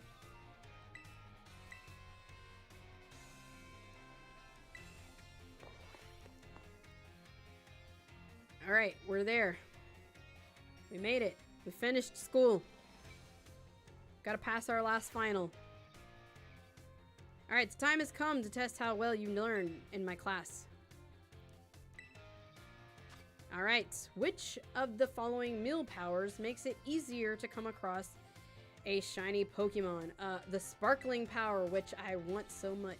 We don't have access to that quite yet. We gotta finish the game first.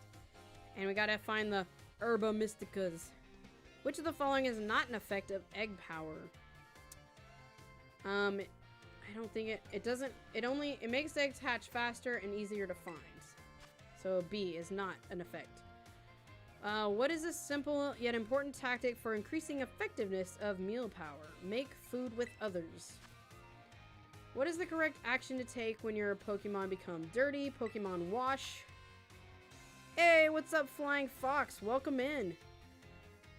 This question about the Academy rules. Should you change your uniform, Tops?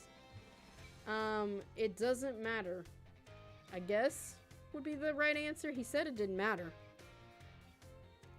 Sang a short and oh, you saw a short and wanted to see the live stream? Oh, nice, cool.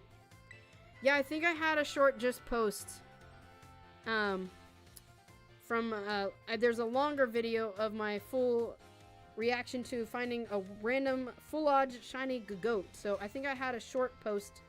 But yeah, I'm live right now. We've been going through and finishing up all the stuff in school. I'm taking my last of the final exams in the game. Alright, so now we gotta see how we did.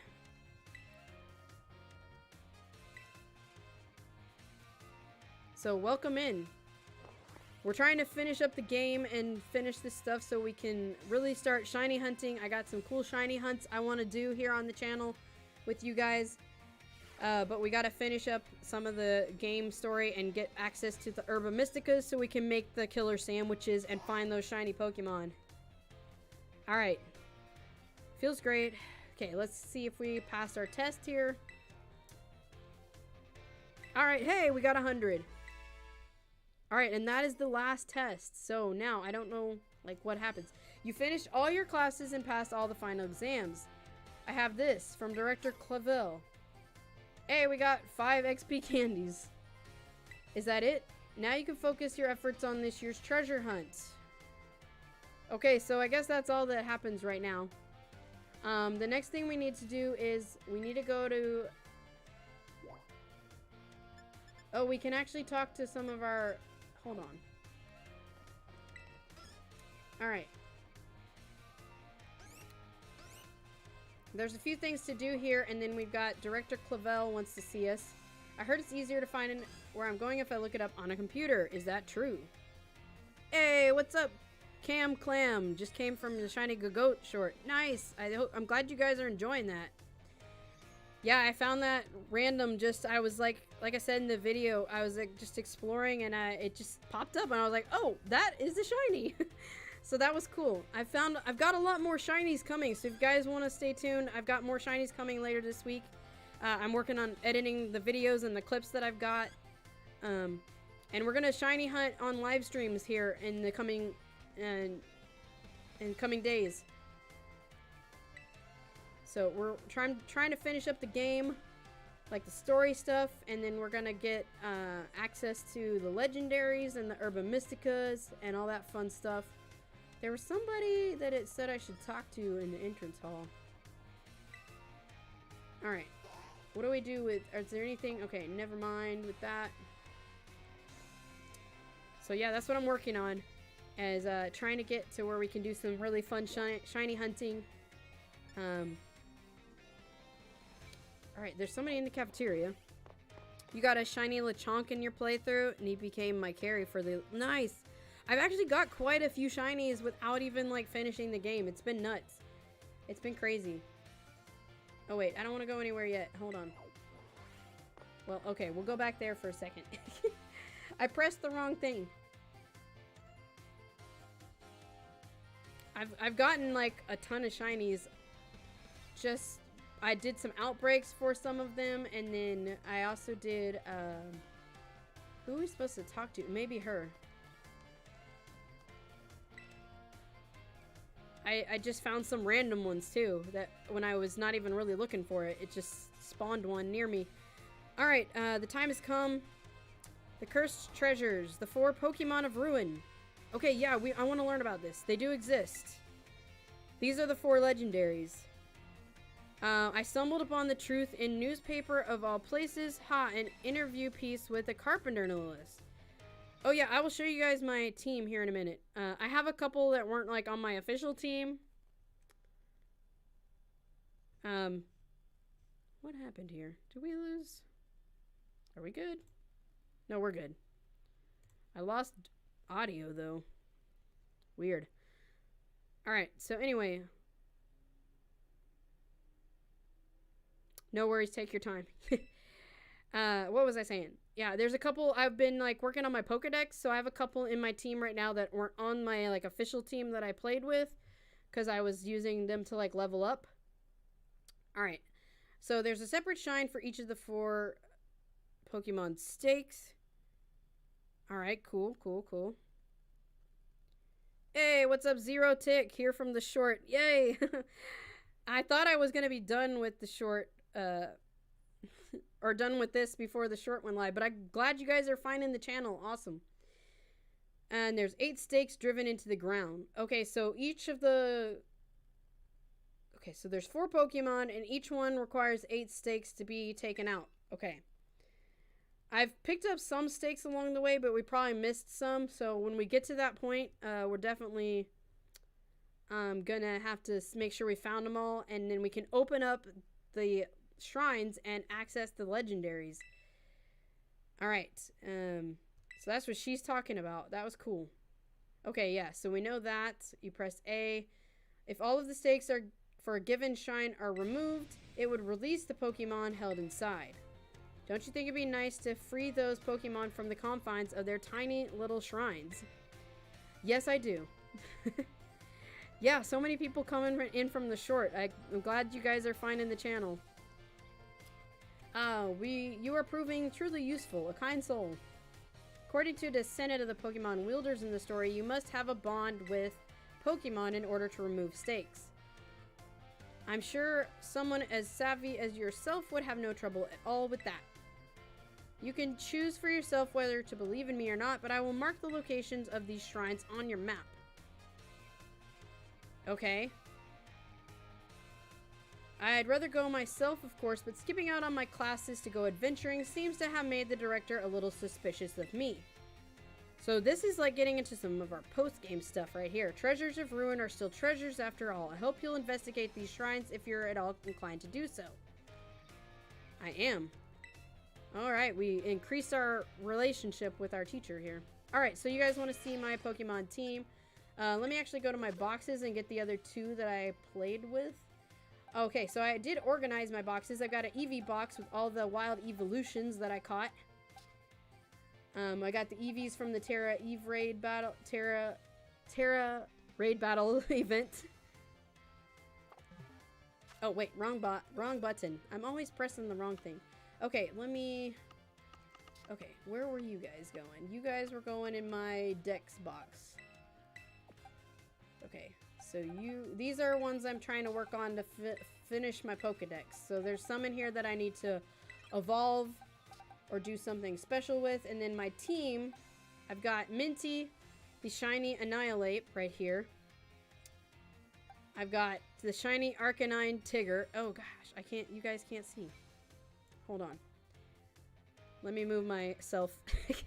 I've got Minty, the shiny Annihilate. There it is. It's got currently Outrage, Rage Fist, Low Sweep, and Close Combat. I've been doing a little training on it, so I've got its HP and attack stats increased. Then I've got the shiny Arcanine right here, Tigger. I've got my starter Pokemon, which I haven't got the shiny starter yet, but I do want to do an egg hunt for that and get the shiny starter. So we have our starter, Oliver. Then I got, this was one of my first shinies from an outbreak, the shiny Palmy, which has evolved into Palmot. And then the other two that I had on my main team, let's see, what did I use? I used George here a little bit.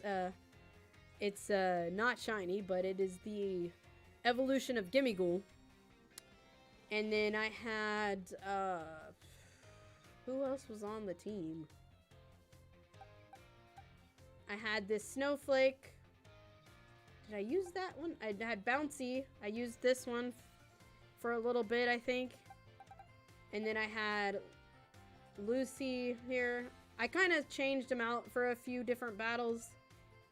I'm trying to remember what I actually used against the Elite Four. I think I had George on the team. And then who else was on there? Not Frigga. Maybe Tinkerbell? This one? But anyway, I have a shiny Talonflame was my very first shiny. And then, I don't know why, but I keep finding tons of shiny Golduck and Psyduck. So I've got like Golduck there. I've got, that one was evolved from a Psyduck. Then I've got this shiny Psyduck. I didn't use this on my team. Oh, I know the other one I had on my team. It was the Great Tusk. Where is it? Oh, here it is. So that was my main team right here. The Great Tusk. I had George. I named him. I don't know. I just was able to evolve him and I used him. And I also used Comet here. Was used quite a bit. My shiny Palafin. I really like the shiny. Yeah, shiny Palma looks so good. It looks so cute. It's super cute. I know the evolution of it doesn't change a lot, but I kind of actually liked that this time because the Pokemon kind of kept its cuteness that it had in its first stage. And a lot of times, like, take the whatever this is, not Meowstic, Meowscarda. Is that what it is? Yeah. It just changed so much from, like, the cute Sprigatito. Like, it was so cute, and then now I'm like, I don't really know if I like this Pokemon anymore. But, I mean, I did play through my whole game with it, so I have, like, that connection with it, but I did the same thing in my playthrough, didn't want to over level, so I had a box of alternates. Yeah, I did the same, like, and I had several shinies that I had caught, like, I got this shiny Buizel that I evolved and used a little bit in some of the gyms, but I think this was my Elite Four team. Minty wasn't this high leveled. I've got it to 95. They were more like around the level 70s, so they were kind of over leveled for the Elite Four, but it was I had just been doing a bunch of like shiny hunting and I was leveled up a lot. So, and then I leveled up Minty here, got really high level because I was doing Pokedex work, and so I was doing a lot of training against some Chansey spawns. So that one's really high level. I'm going to try to work on getting most of these to like a level 100, and even some of the other ones here in the boxes. Some of these shiny Pokemon I want to level up and then like put the best moves on them and like kind of get them ready for like Terra raids and stuff. and do kind of like a semi-competitive build on some of them is what I want to do. I have some other shinies as well. And this is my fancy box. I have some fun ones I caught, like the Terra Raid Charizard. Somebody helped me get. I've got, hey, look, there you guys see the shiny goat that you saw in the short. There it is. I gotta give it a name. I haven't thought of a name for it. And then, oh, I got Fred. You guys haven't seen that video yet, but that's coming out probably tomorrow. I think I had a schedule of the videos, but you guys will see the reactions. I got, where is it? This is the shiny Tauros that I randomly found. I gotta get that out. And then I got two shiny Oinkoloons. There's one. And yeah, so lots of cool stuff. This is just some fun Pokemon I'm keeping in here. So I've organized my box. I got two shiny Chansey now. One was a outbreak, one was a full odds that I just came across. So those videos and reactions will be coming out in the next few days or so. I'm still working on editing and stuff. But yeah, that was the team right there. All right. So now that we are done over here, let's go to our next location, Director Clavel. Actually, let's go talk to these other... There's somebody else in the entrance hall that I'm supposed to talk to. Hold on. Why do I keep crouching? Let's look around here and see if there's another professor I need to talk to.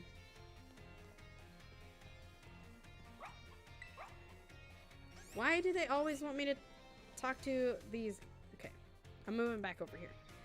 I'm trying to talk to the people, and it wants me to talk to the Pokemon. Did you know school was established? Yes, I did. I learned that in my class.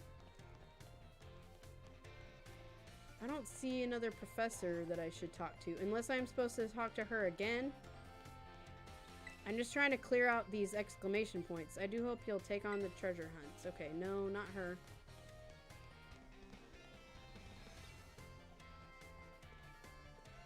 Okay, these people are just like popping in here like really weird. Maybe somebody's up here? I don't know. I'm just making sure I didn't miss anything that I should do. Would I want a shiny Venomoth? Randomly got Godtier luck, found 2 of them. Oh, that'd be cool. I'm alright right now, thanks. I am gonna do, since I have a couple extra of like the Psyduck and the Oinkologne, I'm probably gonna do a giveaway in a couple days on one of the streams. Or I may wait a little bit and see if I can catch a few more shinies so we can do like a nice long giveaway. Don't really have a use for 2. So we could probably do that in a minute. I mean, I don't mind.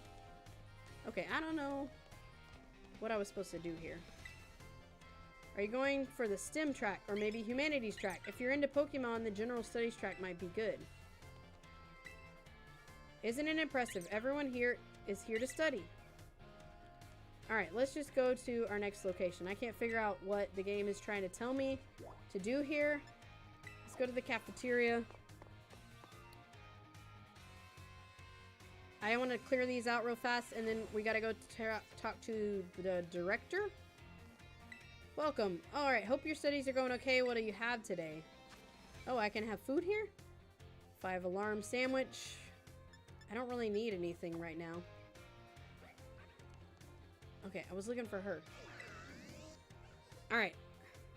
Here's Miss Time. Mego, you scared me. Are you here? Were you cooking something? Let's ask her that. Oh no, I'm not here for anything food related. So why are you here? I'm walking around the entrance hall. I felt that intense gaze I told you about. So I quickly ducked into the cafeteria here. Our cafeteria has only one entrance, so I thought I might be able to discover the identity of the person watching me if they followed me in here. Ah, someone's come just now. Huh? That's weird. I thought I saw her come in here. I guess I won't be able to ask my question today either. There is a student watching her. That girl, I feel like I've seen her several times before. She seems to be a student here, but I get the feeling that her question is not about studies. Next time I see her, I'll go up and start a conversation myself. It could have been A little scary being here on my own. I'm glad you're here with me. Alright, we feel trusted by Miss Time. Okay. What do you get when you mix a Rotom with microwave? When a Rotom enters a microwave, it turns into a heat Rotom. I heard it even changes type. This is fruit, right? I've been told there are Pokemon that camouflage themselves as fruit. There are. Alright, so let's go to the next place. Home ec room. What's in the entrance hall? Oh, she wants to talk again? Alright, let's go to home ec first. We'll clear all these real fast, and then Director Clavel wants to see us because he wants us to... it's something to do with, like, the main story and Team Star. Like, we just finished up dealing with them. Ah, new kid. Fancy meeting you here in home economics. What a coincidence. What brings you here? Well, you see, Miss Dendra tells me she was here for intensive training in sandwich making. Well, no use hiding it now. Oh dear, I'm terribly sorry. Were you keeping this a secret? Well, I mean, not really, but it just doesn't look very cool to openly admit I'm here for intensive training, you know? Understood. I will be more careful in the future. Well, new kid, now that you know what I'm up to, I guess you'll just have to help me out with my training here. Try this sandwich. It's a result of my training so far. Clam, if you're still here, we can do that trade in a minute. I don't know if you can trade inside school or not. That was my meat lover's prosciutto, bacon, and chorizo sandwich. How was it? It was a little meat heavy. What? You mean there's a problem with my choice of filling? I guess I focus on muscle building ingredients. Really did a number on the flavor, huh? Miss Dinder, I believe a simple addition of butter would have done wonders for your sandwich. Butter helps protect bread from getting soggy due to moisture. It can also work to enhance the sandwich flavor.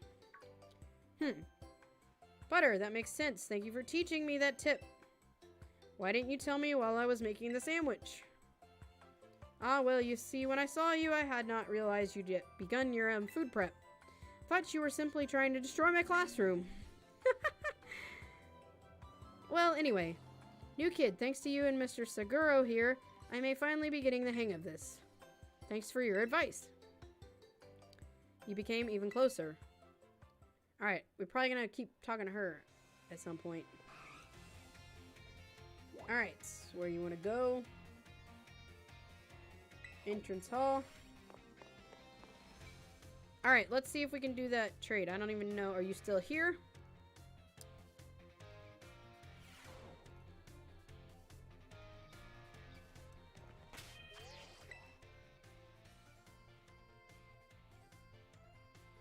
Okay, it's letting me connect. I gotta stand up a minute. I've been sitting down in this horrible chair too long. Oh, I gotta stretch. Okay, connected to the internet. I don't know if they're still here. Clam, you still around?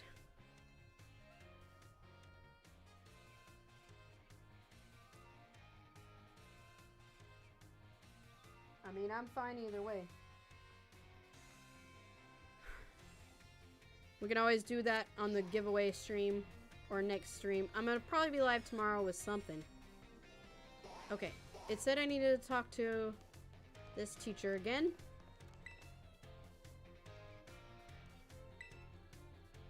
Oh, maybe I'm meant to like come back to her when I've done the activity? I don't know. Okay, so let's go to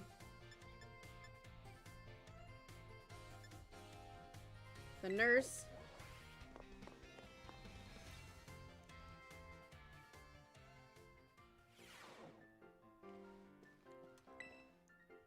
Alright, here we go. Little cutscenes, kinda. No way, no way. Come on, Miriam, just try it. What's wrong? Great timing, new kid. She does not know my name. Nurse Miriam won't try the sandwich I made. Well, duh, I don't want to go get stomach aches. You won't, probably. I still remember that sandwich you made me with meat filling and meat for bread. That one really messed me up. I hadn't trained in the art of sandwich making yet. I was young and thoughtless. Young and thoughtless, it was last month. So, as you can see, I'm not getting anywhere trying to persuade her. Even after I went through that intensive sandwich making training, it kind of makes me feel sad. She went through intensive sandwich making training. She worked really hard at it. I guess I have no choice. If you've gotten one of your cute little students on your side, fine, I'll try your sandwich. Let's see it. I knew you'd come around. Here. Okay. Munch, munch. Is it better? It's a little strong flavored, but I guess it's not bad. Hey, my training paid off. I'm glad my sandwich pleases the great nurse. I look up to you, you know. Alright, you feel trusted. Thank you for trying, and thanks to you too, new kid. She doesn't know my name. She's just gonna call me new kid. And she's run off again. That was weird, but that's just how Miss Dendra is, I guess. She's always coming into the nurse's office with some injury or another. Alrighty. If your Pokemon gets injured, you can bring them to the nurse's office to get healed. Did you know when you look into a Pokemon's eyes, you can tell what it's thinking? Alright, where do you want to go? Let's see. Cafeteria, there's a teacher in there.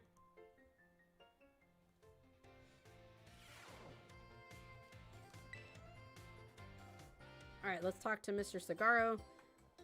Mego of Class 1A, it has been some time since we last met. Are you here to eat as well?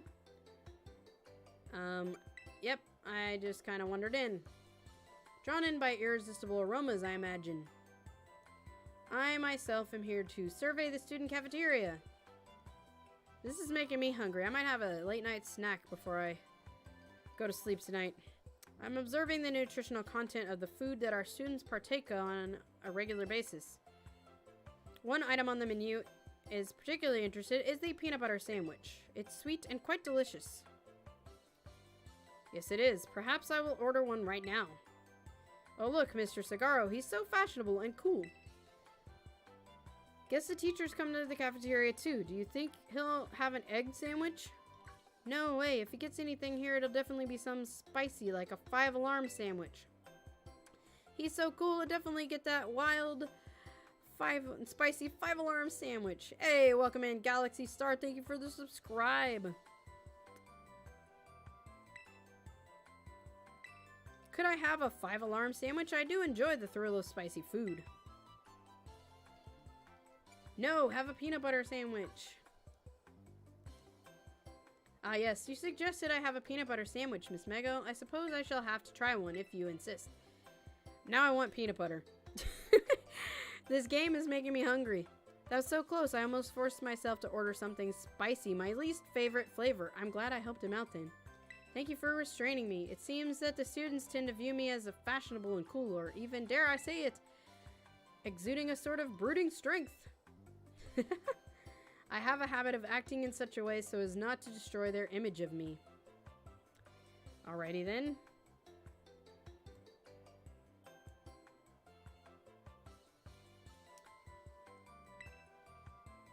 Alright, I show my true colors to you just now without thinking. Please keep this as a secret between us. You became even closer. Alright, nice. Okay, we're getting this all done now. Nighttime tea break. It's quite chic to have a tea time at night, don't you think? Tea time with my Pokemon. Such an excellent way to pass the hours. And look, it's all like Poltegeist and Sinistea. That's cute. Alright, let's go to school store.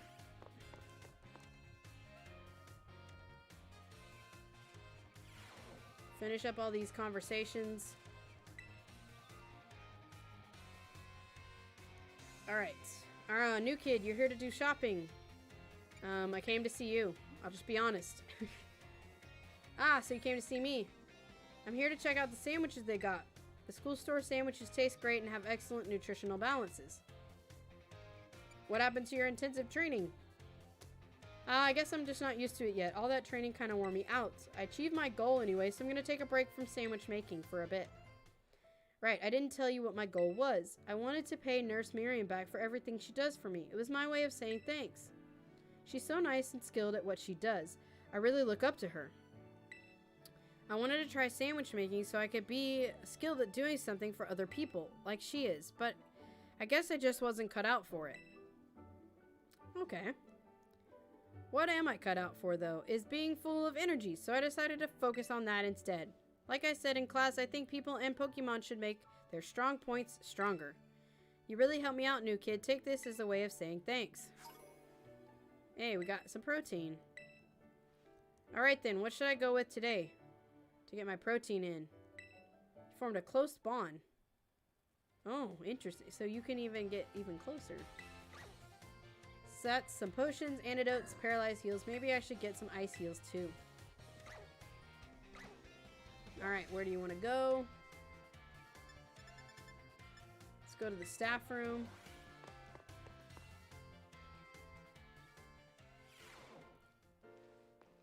Talk to him again. Alright, Miss Mego. There's something I would very much like to ask your help with. You need my help? Well, you see, I do not want anyone to overhear this, but I hear rumors of an incredibly sweet condiment that exists somewhere in Paldea region. Is he talking about Herba Mysticas? I absolutely must experience that ambrosial sweetness for myself. So I feel like we're getting to a point where we're kind of getting like some side quests from these characters. Thus, I have no one else I can turn to for help in this matter. Or kind of like leading up to what's gonna happen in like the post game, because the history teacher sent us to go after the 4 legendaries, and he's sort of hinting at the Herba Mysticas. I'll repay you for your troubles, of course. Give it some thought if this piques your interest. In the meantime, I'll gather what information I can about this incredibly sweet condiment. I'll share what I find with you as soon as I have more detailed information. Alright, so yeah, it's like some other stuff is going on. Director Clavel is an inspiration. He never talks down to anyone, even though he's important. I hope I can be a great man like him. Alright, let's go. Alright, home ec room. And then the schoolyard has like 3 characters.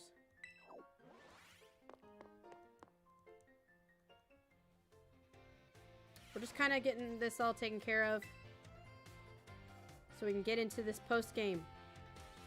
Alright.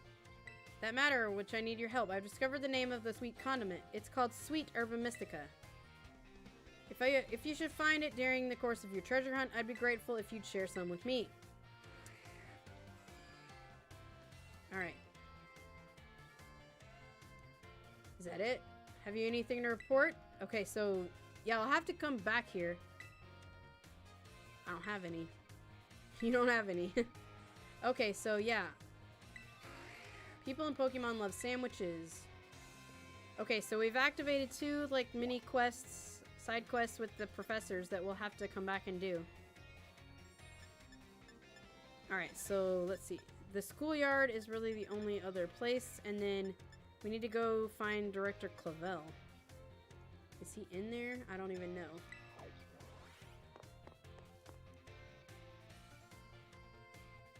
I gotta figure out where he is, because he's our next like main story point. But for now, let's see what these other professors want to talk about. Hello there. I try to visit the schoolyard from time to time. It's good to see the young ones with so much energy and vigor. You think so? Yes, indeed. Just watching is enough to make even an old man like me feel more alive. Mr. Hassel might have a word. Is that a dragon? She's a trainer. I've told you many times not to bother me here at the academy. Yet I am bound to come. Our family's future is of paramount importance. Huh? What is happening? It was good speaking with you. Something important has come up, so I must excuse myself. Alright, so Let's discuss this matter elsewhere. Come.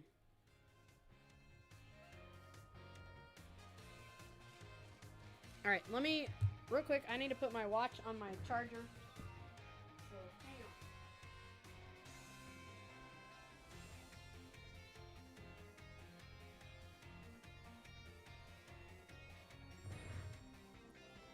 on. Okay. Yeah, I needed to charge up my watch. Have you guys seen this? Look at this. I made a short about this a while ago, but this is really fun. You can slide down the slide.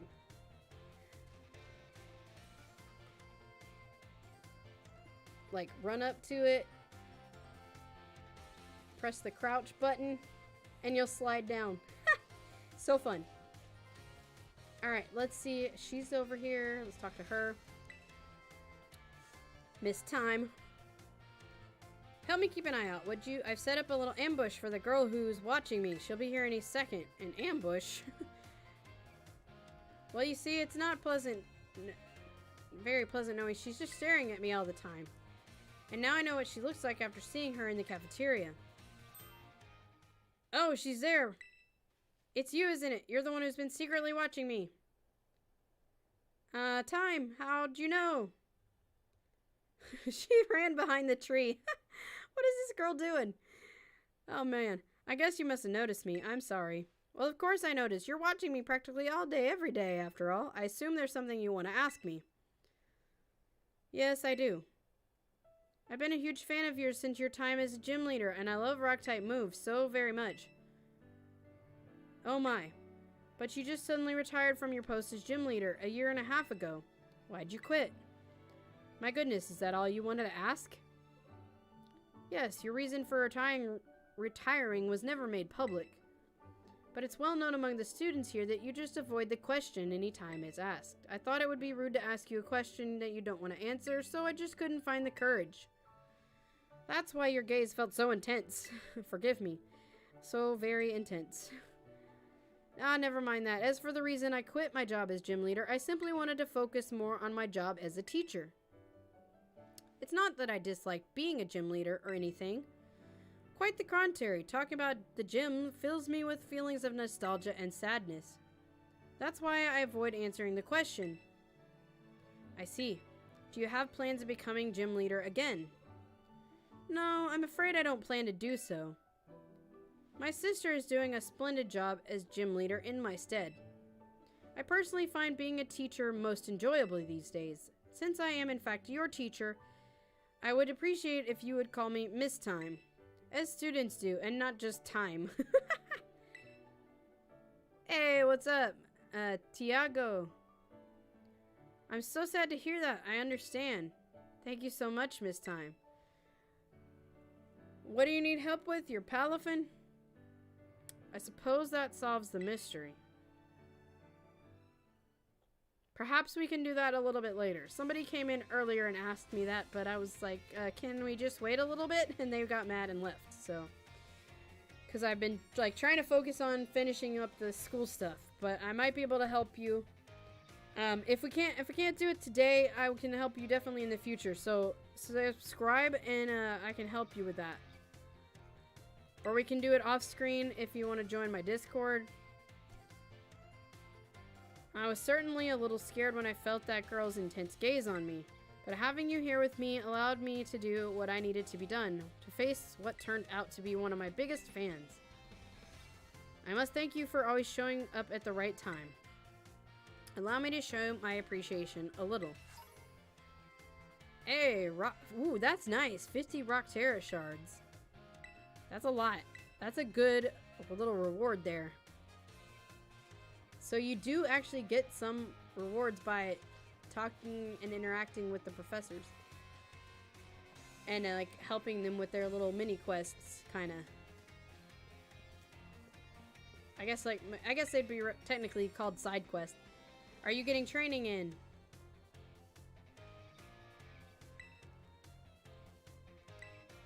Are you getting your training in? Yes, I am.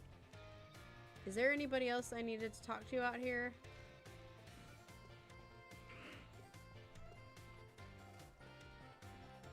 Let's see. Did I miss somebody? Hey, welcome in, Luke. Oh, maybe him. Salvatore. Mego, I'm a bit of a pinch. Take a look at this. Is it Pommy? This Pommy really doesn't seem to be feeling well. I don't know if the poor thing can even stand up. I'm doing good. How are you doing? Nice to see you here. Welcome in. What should I do? Use a potion? He's like, oh, right. I could use a potion. Do you have any? Are we gonna help him out? Hey, we're helping out. Oh, glad you're doing good. Nice to see you here. Thanks for coming to hang out. We've been just finishing up all of this school classes and there's some stuff with the teachers. I'm just trying to get it all done. All this stuff done that I wanted to get finished up in the school. Oh, he's sleeping. That seems to have done the trick just in the nick of time. But this Pommy doesn't appear to belong to a trainer. Could a wild Pokemon have wandered onto Academy grounds? Still, I can't just leave it here without anyone to make sure it's okay. It's decided then. I, Salvatore, will just have to lend all the helping hands I have to take care of Pommy in this touch-and-go situation. Merci very much for your advice, Mego. Alright, we helped him out. Adios. Farewell. Au revoir. Sweet. Okay, do we help everybody over here now? Time is still over there. Let's see. Or excuse me, as she says, she wants to be called Miss Time. Let's see if we need to do anything more with her before we leave. I'm glad to see you seem to be doing well. Okay, so that's it for her. Alright, let's go over here. We got the home ec room, biology lab. I don't think really we'll have to find the Herba Mystica for him. And then we can't really do anything more with the history teacher because she wants us to go find out more about the 4 legendary Pokemon.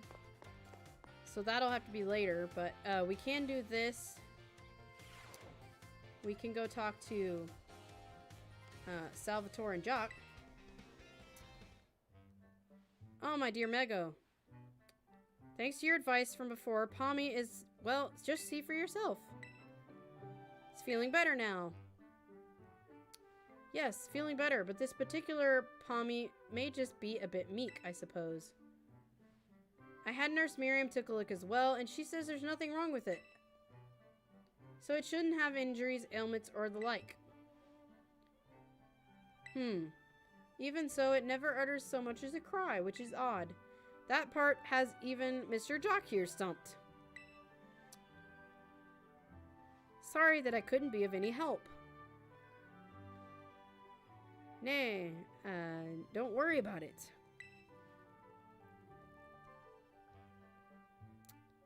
Have for more information now, thanks to the Academy security cameras. It seems Pommy was attacked by a wild Pokemon and fled here to the Academy grounds. Oh no. That's kind of sad. It's still in a bit of shock from that experience and can't bring itself to speak yet.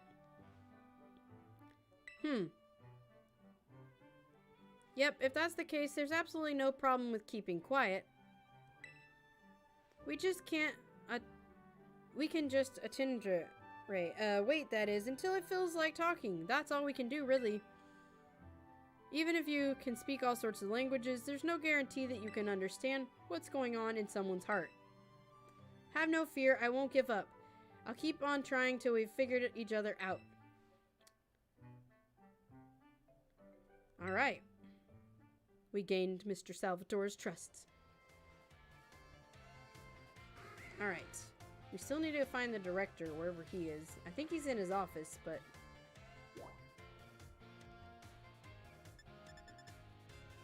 Alright, let's go finish with Salvatore here.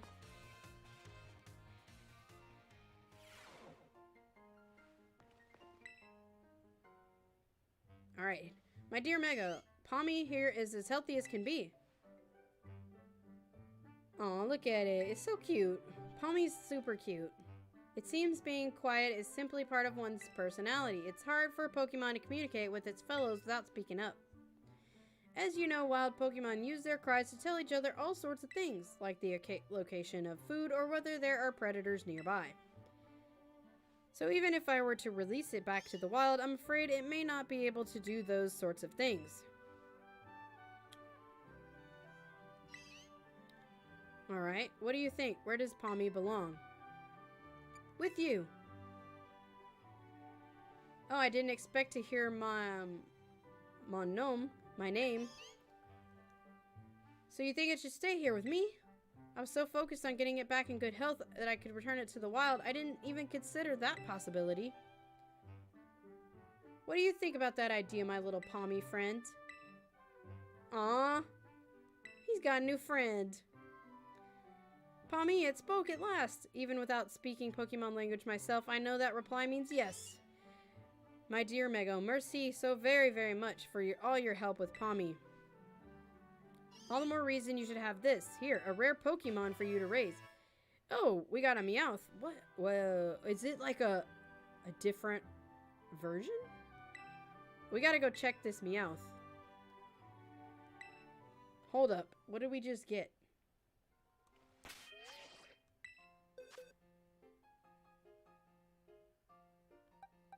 Oh, sweet! We got a Galar Meowth! Oh, that's so sick. I love that. That's my favorite Meowth. Yes. Okay, that was totally worth doing. So cute. Look at him.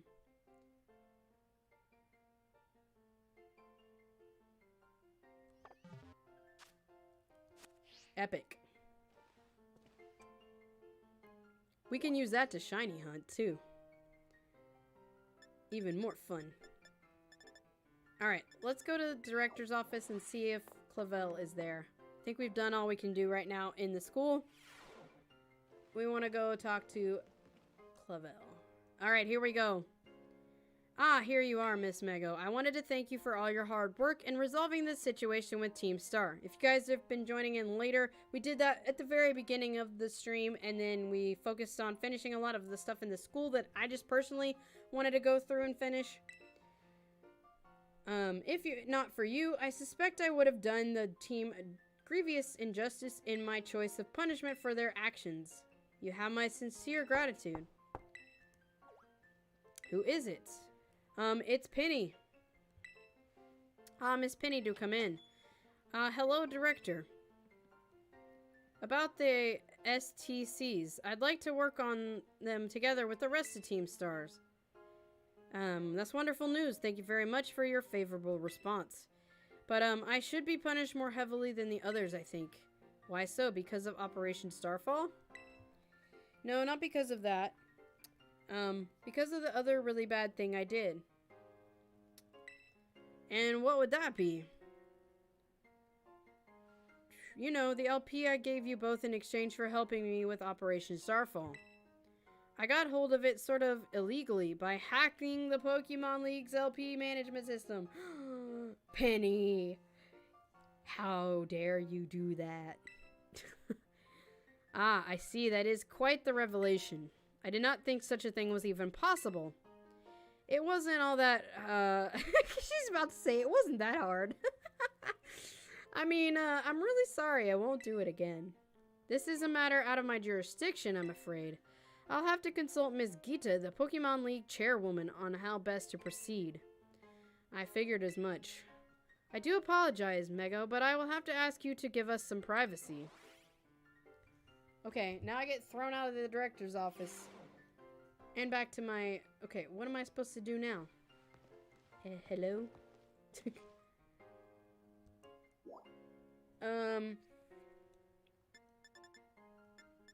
Alright, let's go talk to Mr. Hassel, I guess. I don't know what we're supposed to do next here.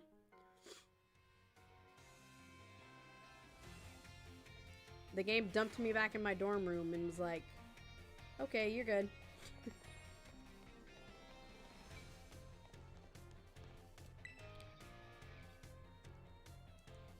Alright.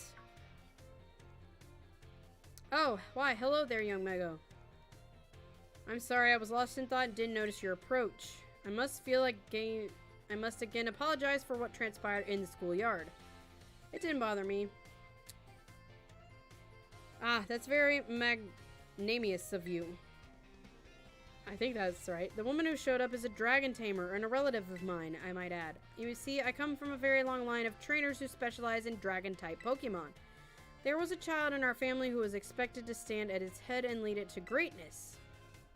But the young lad, rebellious little fellow that he was, ran away from home one day. He made quite the show of it too, swearing he'd make a living with music. A lot happened since then, and now he's the art teacher and Elite Four member before you. Oh, that was you. After I so rudely took my leave during our last conversation, my dear relative encouraged me to give up teaching and return home. I've been told the current leader of my family, that is to say my father, is in poor health. Aw, these sad stories from these teachers, man. What sort of teacher grumbles on it at his own student?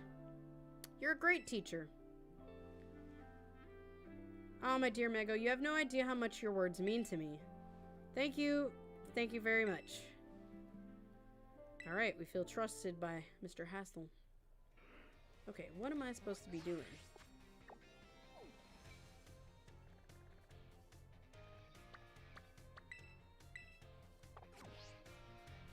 Can I go back to the director's office and start the next process of my... Okay, let's go talk to him. The game didn't tell me what to do next, so I don't know.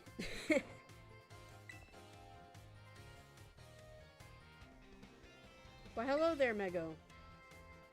You seem to always appear at the most crucial of moments. Is something going on? Well, you see, Mr. Hassel, I'm here to collect you. So I see.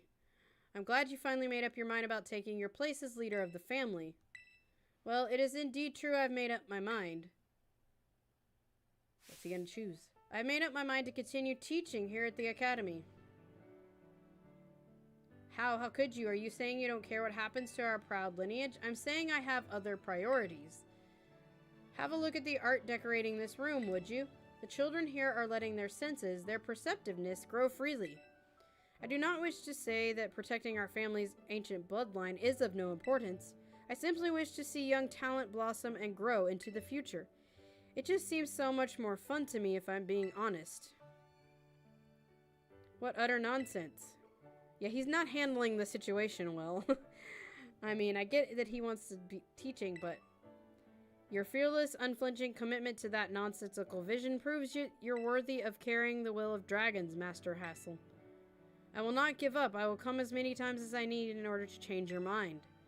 By all means, my door is open. I think you'll soon find you've met your match in stubbornness. You thought I could be cowed by some story spun about my father's deteriorating health? Like, dude, I mean, you could at least offer to, like, find another family member that could take on the role. I will return another day. They're gonna come back. I'm sorry you had to see that. I was so very close to resigning my post as teacher and returning home. But the students here gave me the courage to say no. That includes you. Your words truly brought me strength. I cannot think of a way I can possibly repay my debt to you young ones. Take this, if you will, insufficient as it may be. Hey, 50 Dragon Terror Shards. Man, we're getting nice rewards here. I, Hassel, will continue on my chosen path as instructor to the youths of our world. Alrighty. Okay, can we go back to the director? Let's see what happens.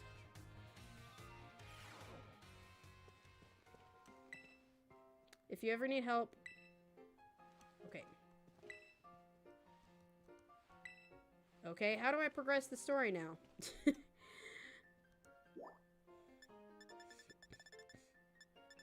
I guess let's leave the school for now, and, excuse me. See if there's something else outside the school we need to do.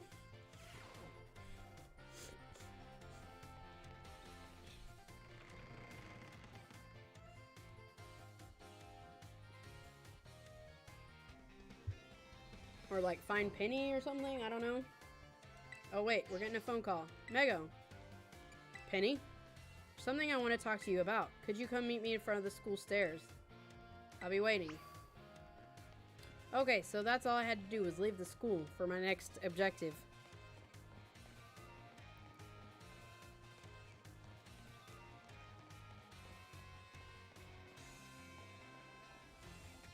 Alright, let's go find Penny.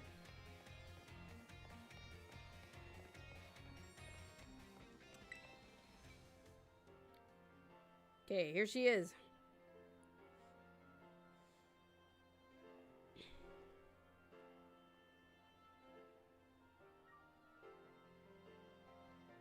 Hasta la vista. The six of us thought up that catchphrase back when we created the team. It's so cringy, it's perfect, you know?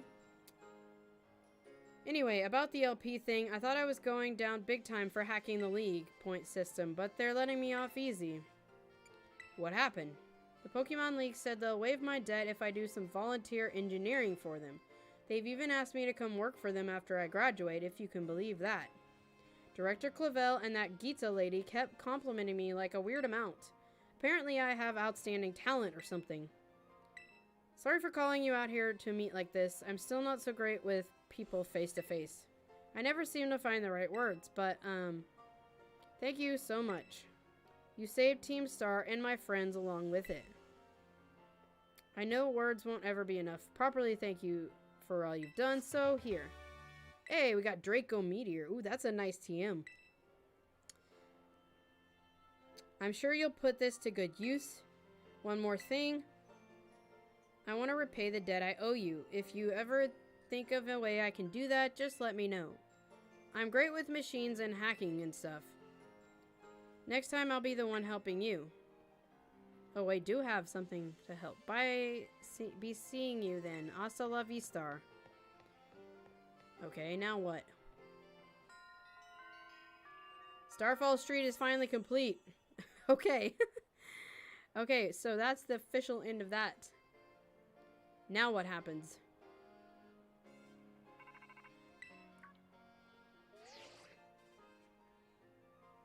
Yo, Arvin here. Bow wow. Down boy, don't jump up like that. Seems like hearing your voice has old Mabo stiff. Here, all worked up, Mego. Oh, but that's not why I called. Nearly forgot. Remember what we talked about before? About going to Area 0. Yes, I do. Of course you do. This, you little know-it-all. Got a mind like a steel trap. With all the effort you've been putting in around Paldea has really helped you make a name for yourself. Built up some goodwill, that's for sure. So I've been able to secure 2 allies who want to go down to Area 0 with us. That should have us ready to tackle anything. So now we've all just got to get there. First step will be gathering at Area 0. I'll be ready and waiting at the 0 gate. I'll send you the location on the phone. Don't leave me hanging. Alright, that's the gate. We'll be waiting. Bow wow. Alright, well, I think this is a good place to wrap up for today. We've been live for 4 hours. It's pretty late at night for me, so I think I'm going to wrap up here, and tomorrow we will go into Area 0. Oh, where is that? Oh, the shrines are on our map now. Nice. Where's Area 0?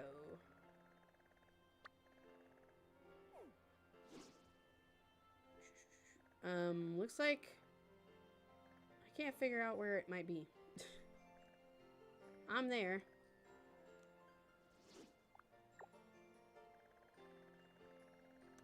Got some cool outbreaks going on.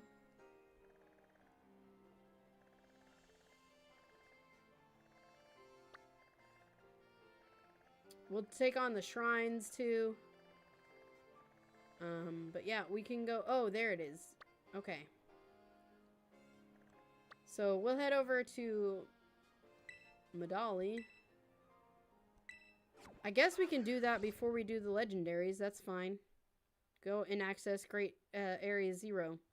I kind of want to get in there because I think that's how you get some Herba Mysticas. Potentially. Possibly we can find some down there. So we'll probably do that on the next stream. And then the stream after that, we can work on the legendaries. So yeah. We made some good progress today. Got a bunch of things done. Alright, so thank you guys for hanging out. Thank you. We got several new subscribers coming in from the Shiny Goat short. Hope you guys enjoyed that, and I'll see you on the next one. Alright, have a good night. Bye.